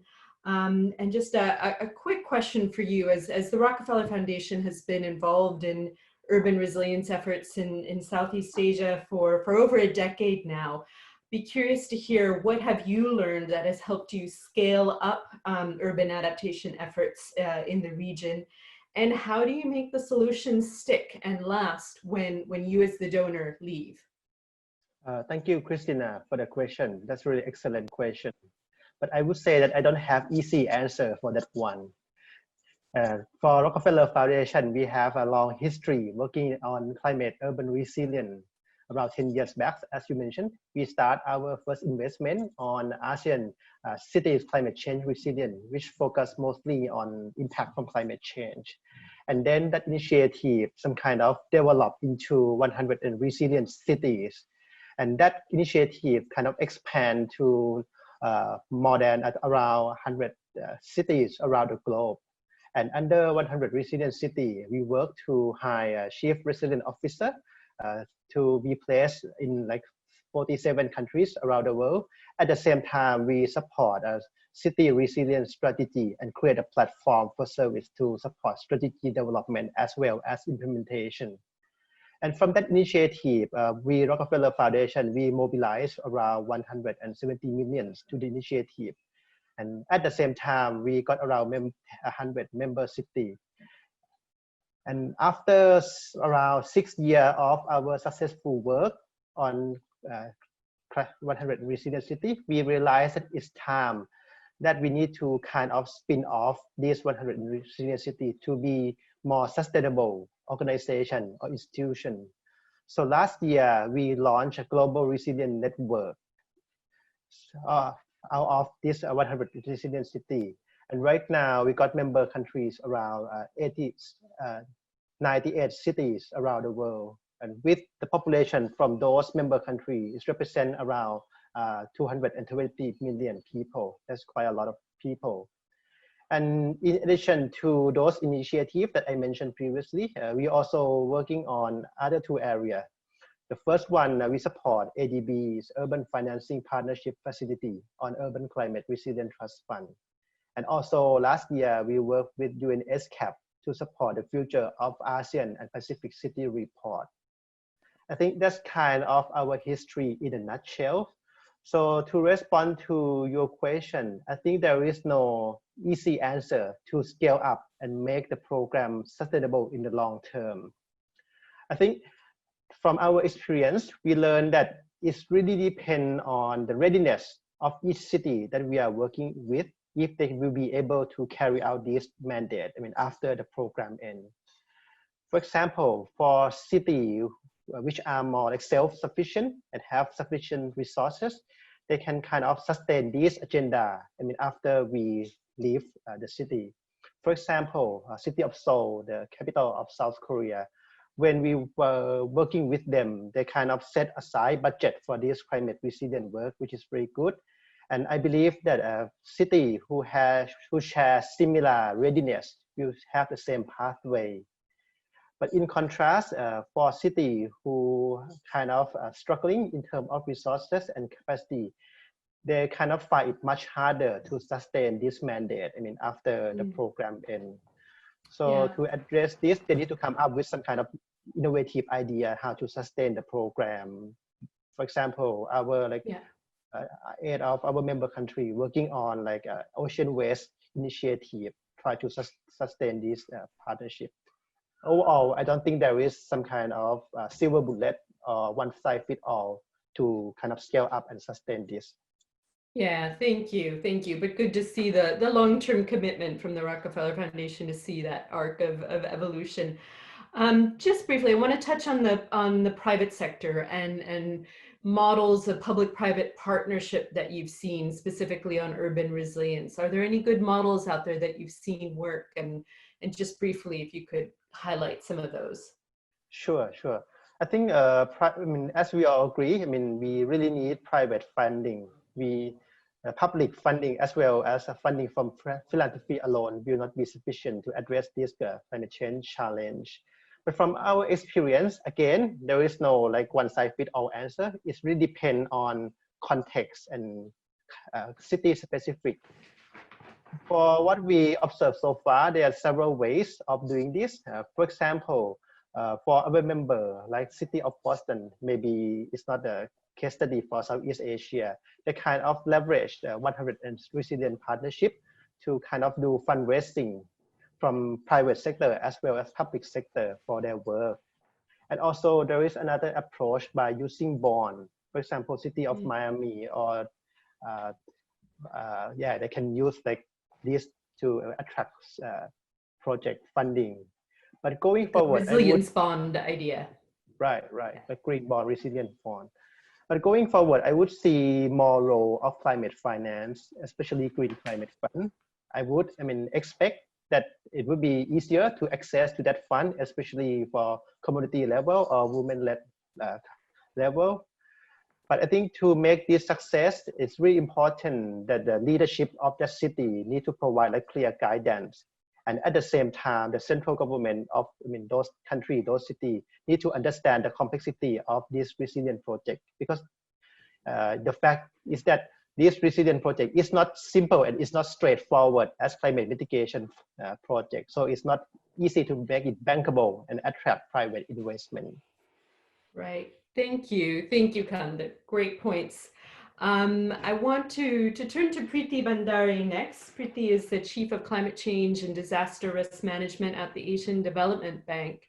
And just to close out the panel, I'd love to hear, what does scaled up ambition on resilience mean for the ADB? What does that look like? And then second, the issue of private sector financing is important to the ADB's operations.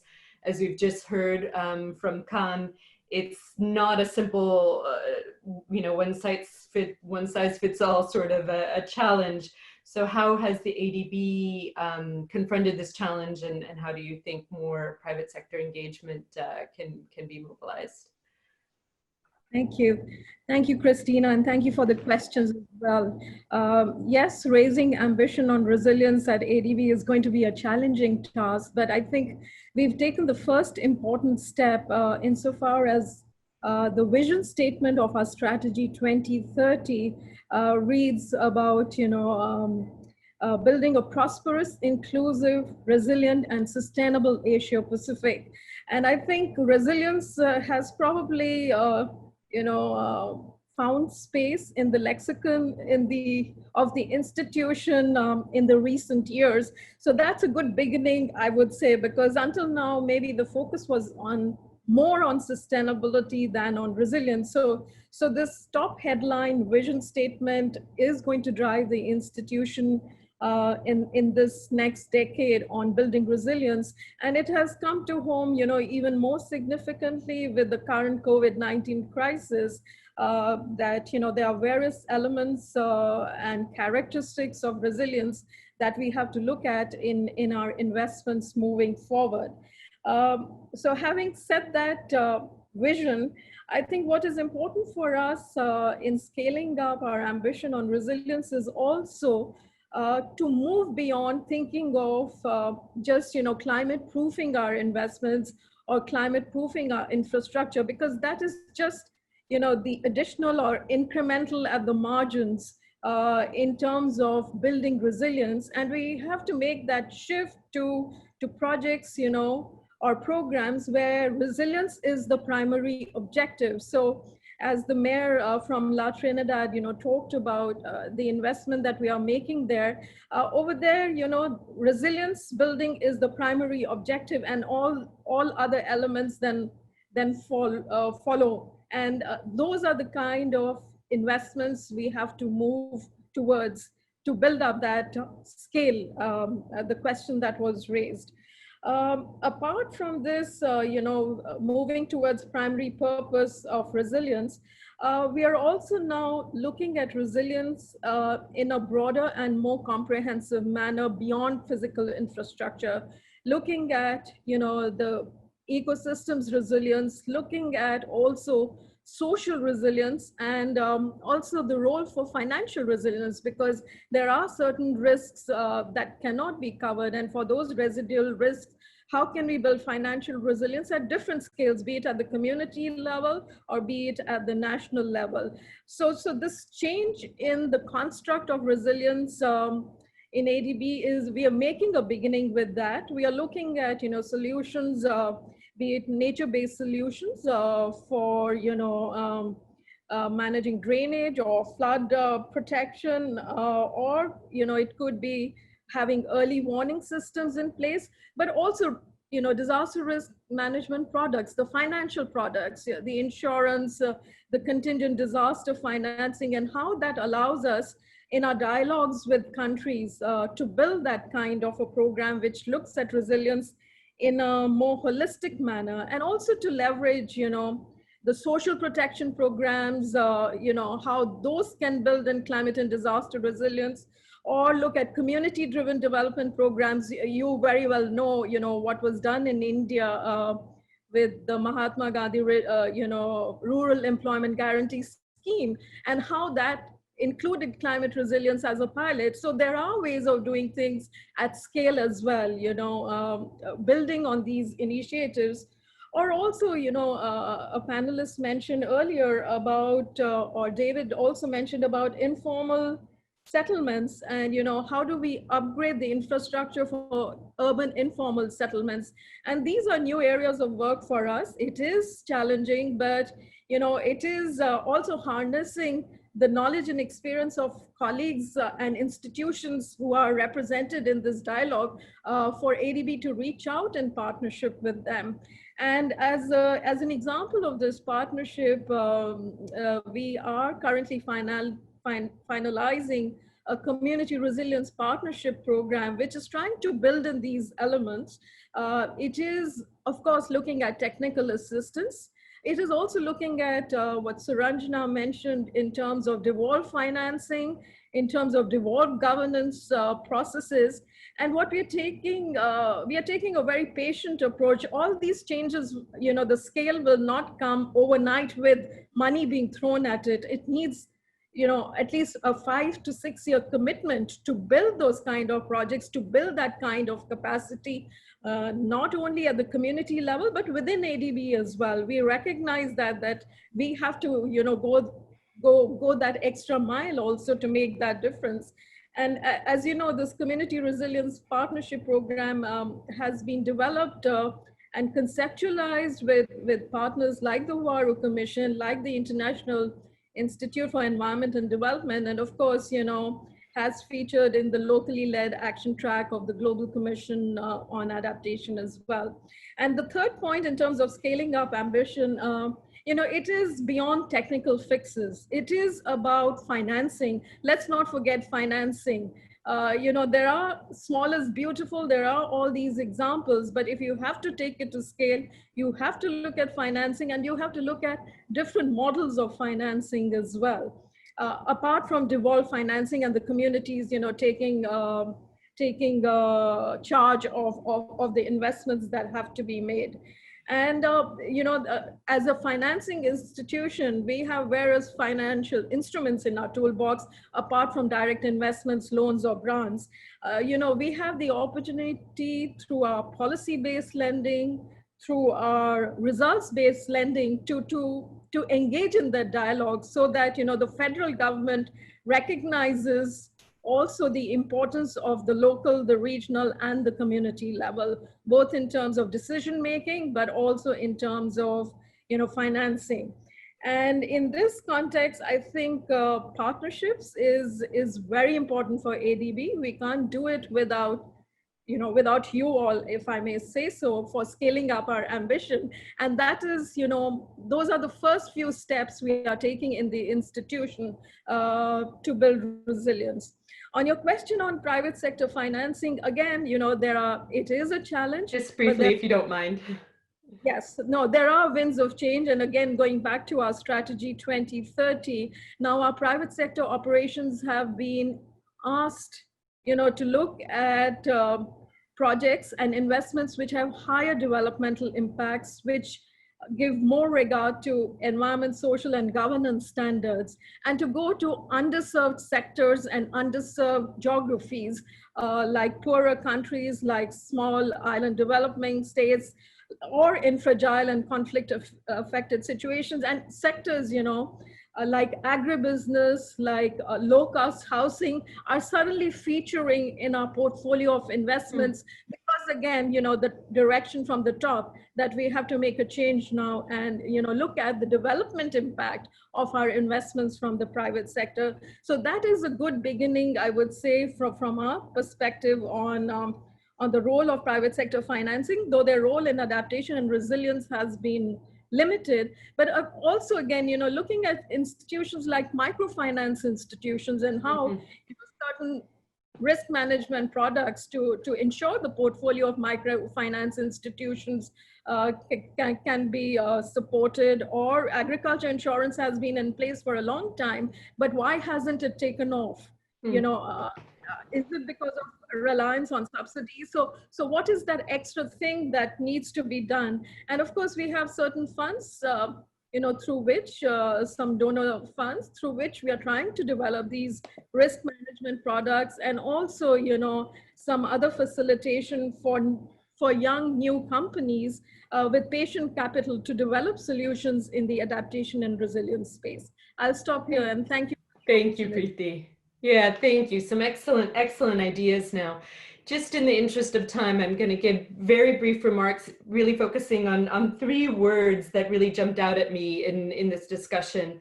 One is the issue of mandates and changing mandates, not just in terms of how decisions are made, in terms of what information is taken into account, longer term, looking at multi-hazards, looking at climate risks, but who is involved in decision making and at what level decision making is made. And we heard about the ADB changing its mandates, the Rockefeller Foundation creating city resilience officers and creating a mandate for resilience within city government, and multiple examples of shifting mandates.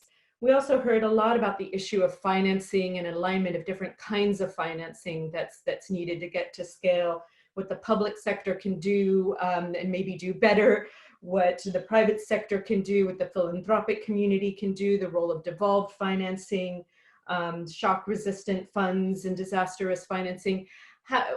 But definitely a need to bring these into alignment and experiment more to understand what works in terms of bringing in different kinds of financing into alignment towards a common goal. And then last but not least, this issue of partnership and collaboration between communities, between government, between financing institutions, regional collaboration. Really, this is sometimes a word that is bandied about, but just seems so critical here. The need to build trust, to be committed partners to working towards a more resilient future. And I think that's what these dialogues are meant to kick off. And I see in the chat room, there's already a lot of exchange going on. So I hope that this will seed some new partnerships and long-term collaborations. Without further ado, I want to turn to you, Nigel, to hear your thoughts from hearing this discussion, your reflections, and what are some of the key messages that you want to see taking forward, having heard what you heard today. Well, thank you, and thank you to all the panelists on both panels. First of all, you've over-delivered on my need for learning, right? So I'm in kind of sponge mode. So thank you, and also inspired.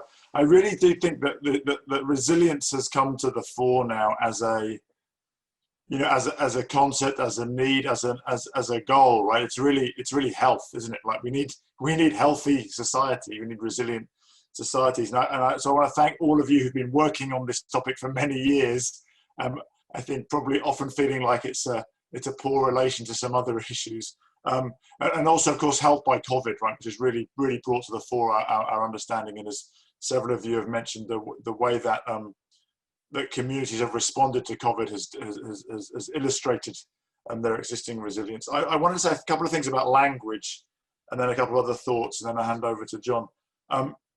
First of all, I want to thank all of you, for most of whom English is not your first language, for expressing yourself so eloquently in English. I'm always in awe of that ability, and thank you for that.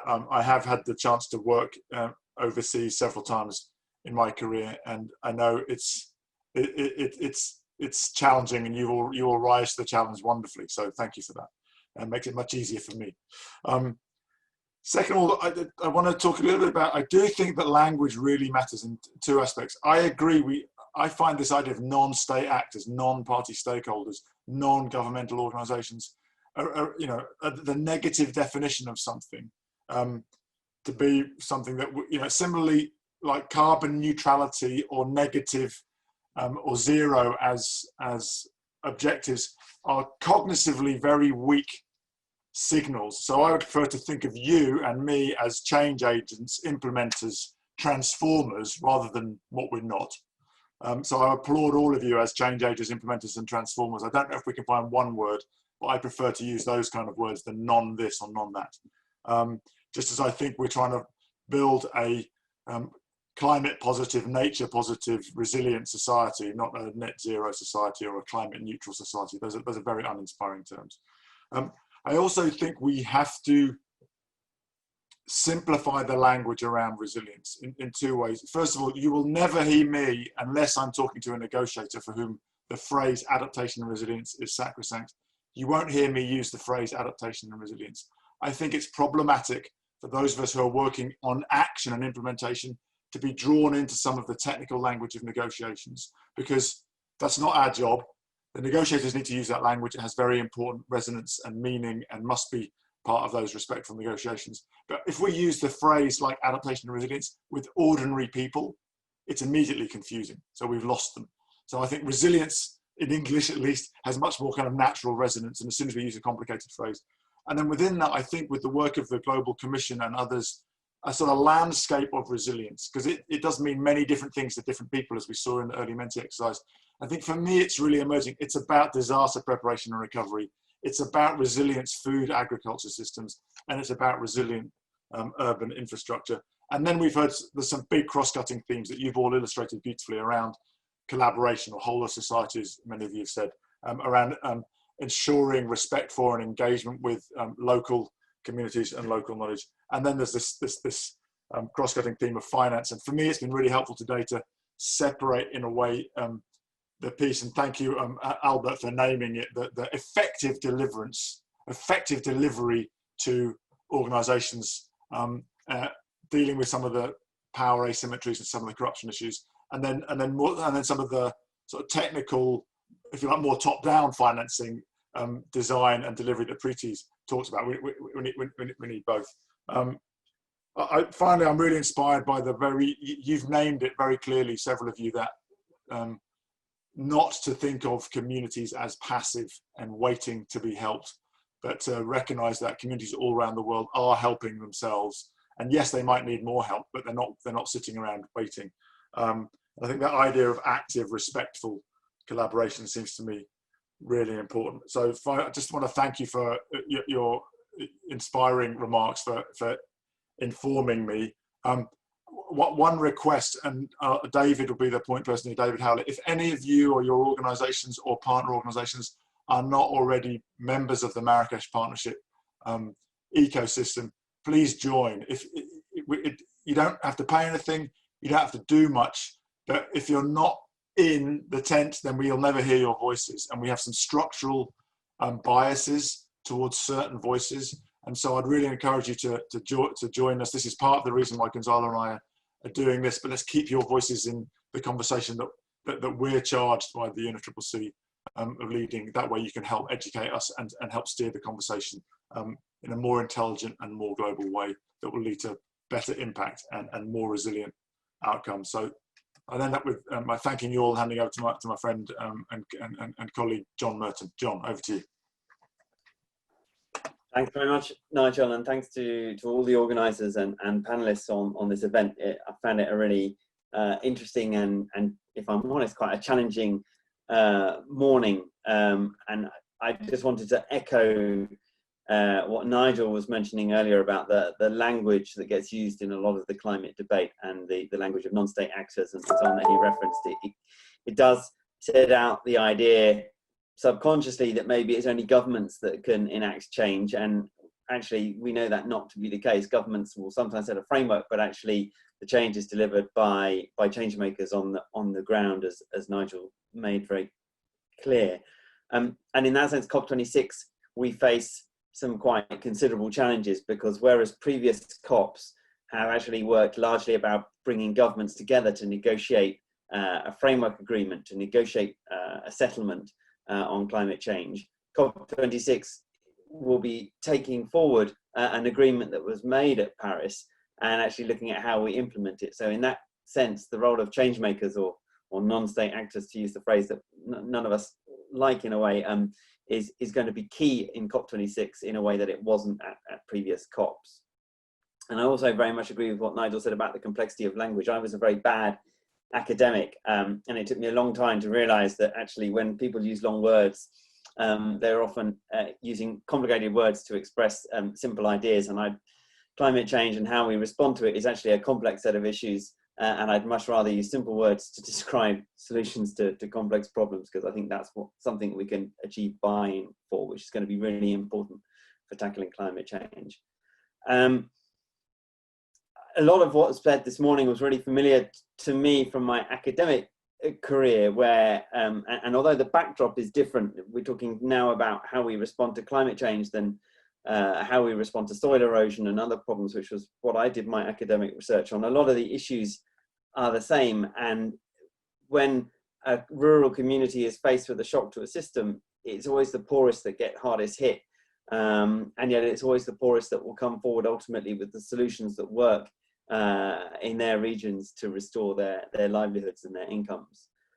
So what's being said this morning about how communities are responding to climate change really shouldn't come as a surprise to me, given that experience that I've had.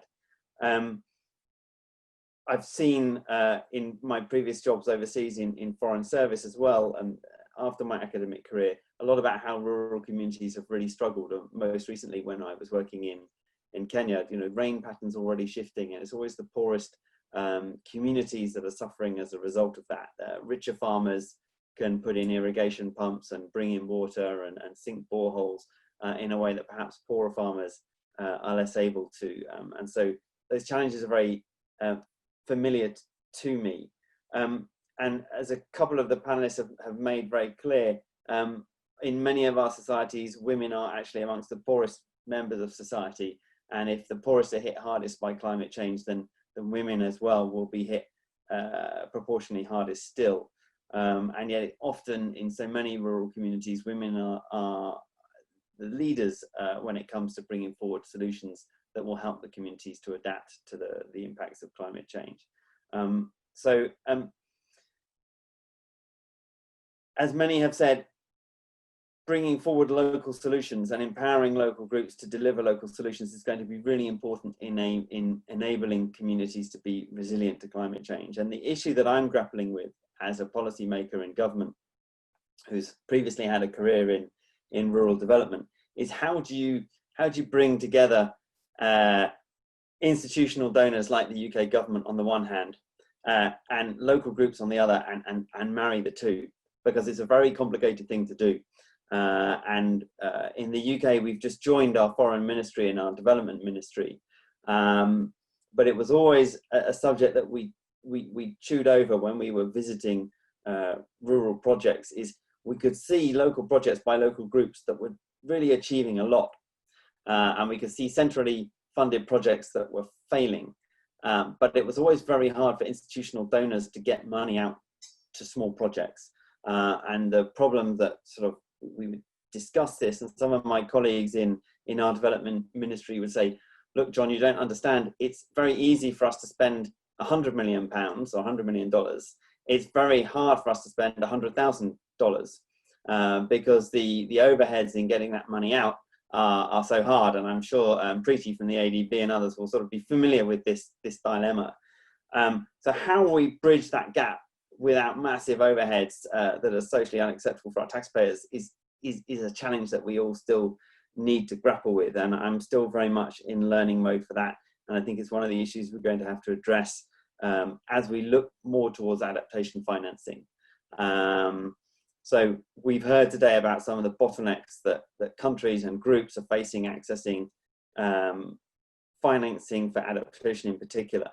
One of the things we want to do at COP26 is make much more adaptation and resilience financing available. And you'd have seen the UK government has last year made a commitment to double our international climate financing to £11.6 billion. That's about $13 billion over the next 5 years. And that's a significant commitment that the UK government has made. But one of the most important things, I think even more important, that the UK government has done is promise that 50% of that international climate financing will be made available for adaptation and resilience, because that's where the real need is. And in Nigel's other job, he works a lot with businesses on mitigation projects. And what we're finding now is the technology for mitigation, wind power, solar panels and so on, is becoming so cost effective that actually it's very easy to crowd in private sector finance into mitigation projects to reduce emissions by offsetting gas-fired or coal-fired power stations by building a new wind plant. That's easy to do with private capital now in many ways, because the economics are changing. What's really hard to do is to crowd private sector funding into adaptation and resilience projects because we're not so clear on how private companies can get engaged in that in the same way. So the need for global climate financing for adaptation and resilience is really remains very high, and that's why the UK government has made a commitment that 50% of our money will go into that.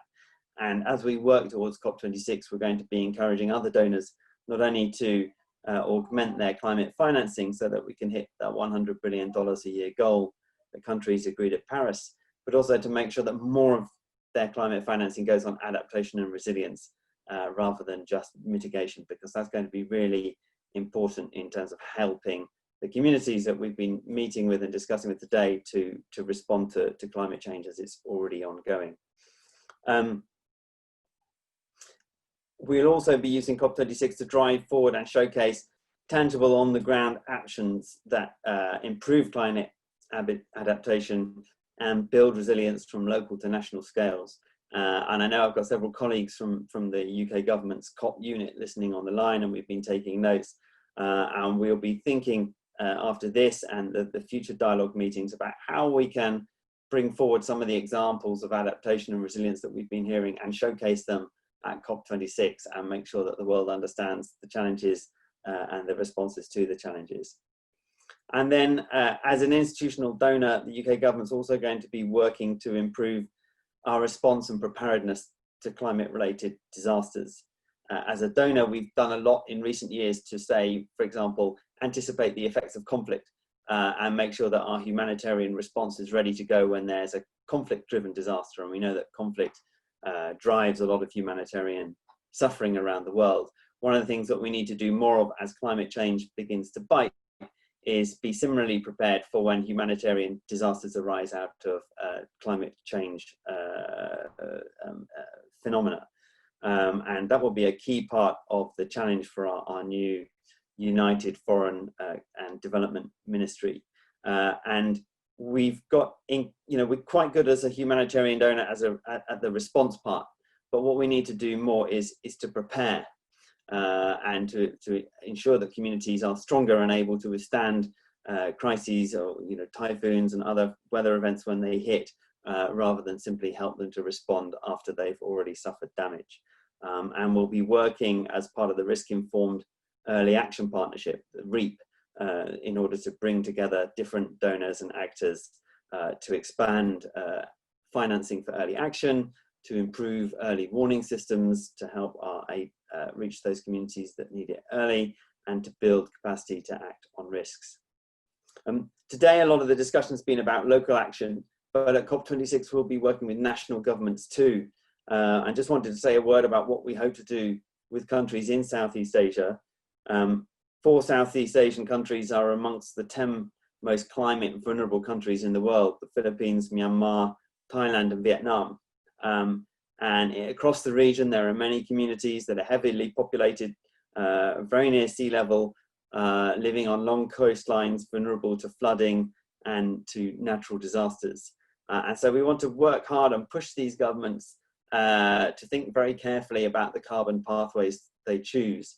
We've done a lot of work with the Planning Ministry in Indonesia to model, and with WRI, to model different carbon pathways: low carbon pathways, medium carbon pathways, high carbon pathways. And what the modeling shows is not only do the low carbon pathways help tackle the problem of climate change, but they also deliver the fastest economic growth.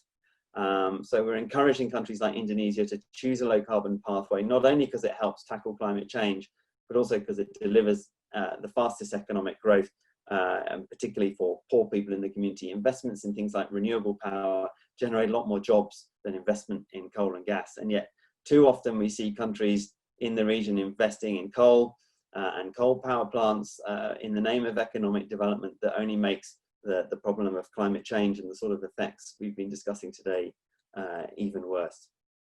So the UK government will continue to work closely with Nigel and the high-level climate champions team on the development of campaigns to build political ambition and momentum through this call for action on adaptation and resilience, delivering on-the-ground action and driving future ambition, and covering actions not just by governments but also by the sort of change makers that we've been meeting with and discussing with today. Thanks very much. Thank you, John, and Nigel as well, for sharing your reflections and inviting us to be part of the Marrakesh Partnership, part of the lead up to COP, but also pushing us to develop more scalable solutions that really bring the local to the global in a sustainable, financially manageable way. So definitely more work to do and challenges ahead. I know we're a little bit over time, but thank you all for staying over time.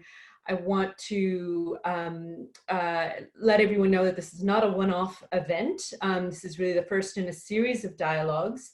And I want to invite you to continue to be part of the dialogues. The next one will be September 17th, and focusing on South Asia, your brothers and sisters in the South Asia region.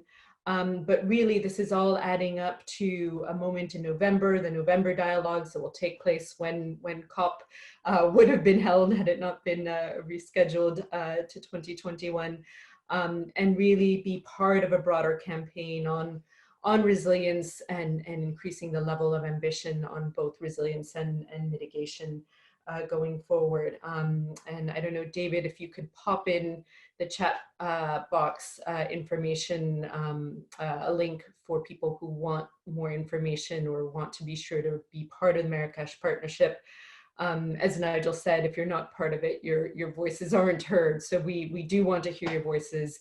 We do want to hear your ideas. And we do want this to be a continuing dialogue to really scale up the level of action on climate resilience. So with that, I want to say thank you to the panelists who have done a marvelous job of taking us on a tour of Southeast Asia across different scales, institutions, to highlight what they're doing. I want to thank the co-organizers for bringing us all together, and especially the participants who have stuck with this and made this a really interesting and interactive exchange. So thank you, everyone, and we hope to see you on the next webinar.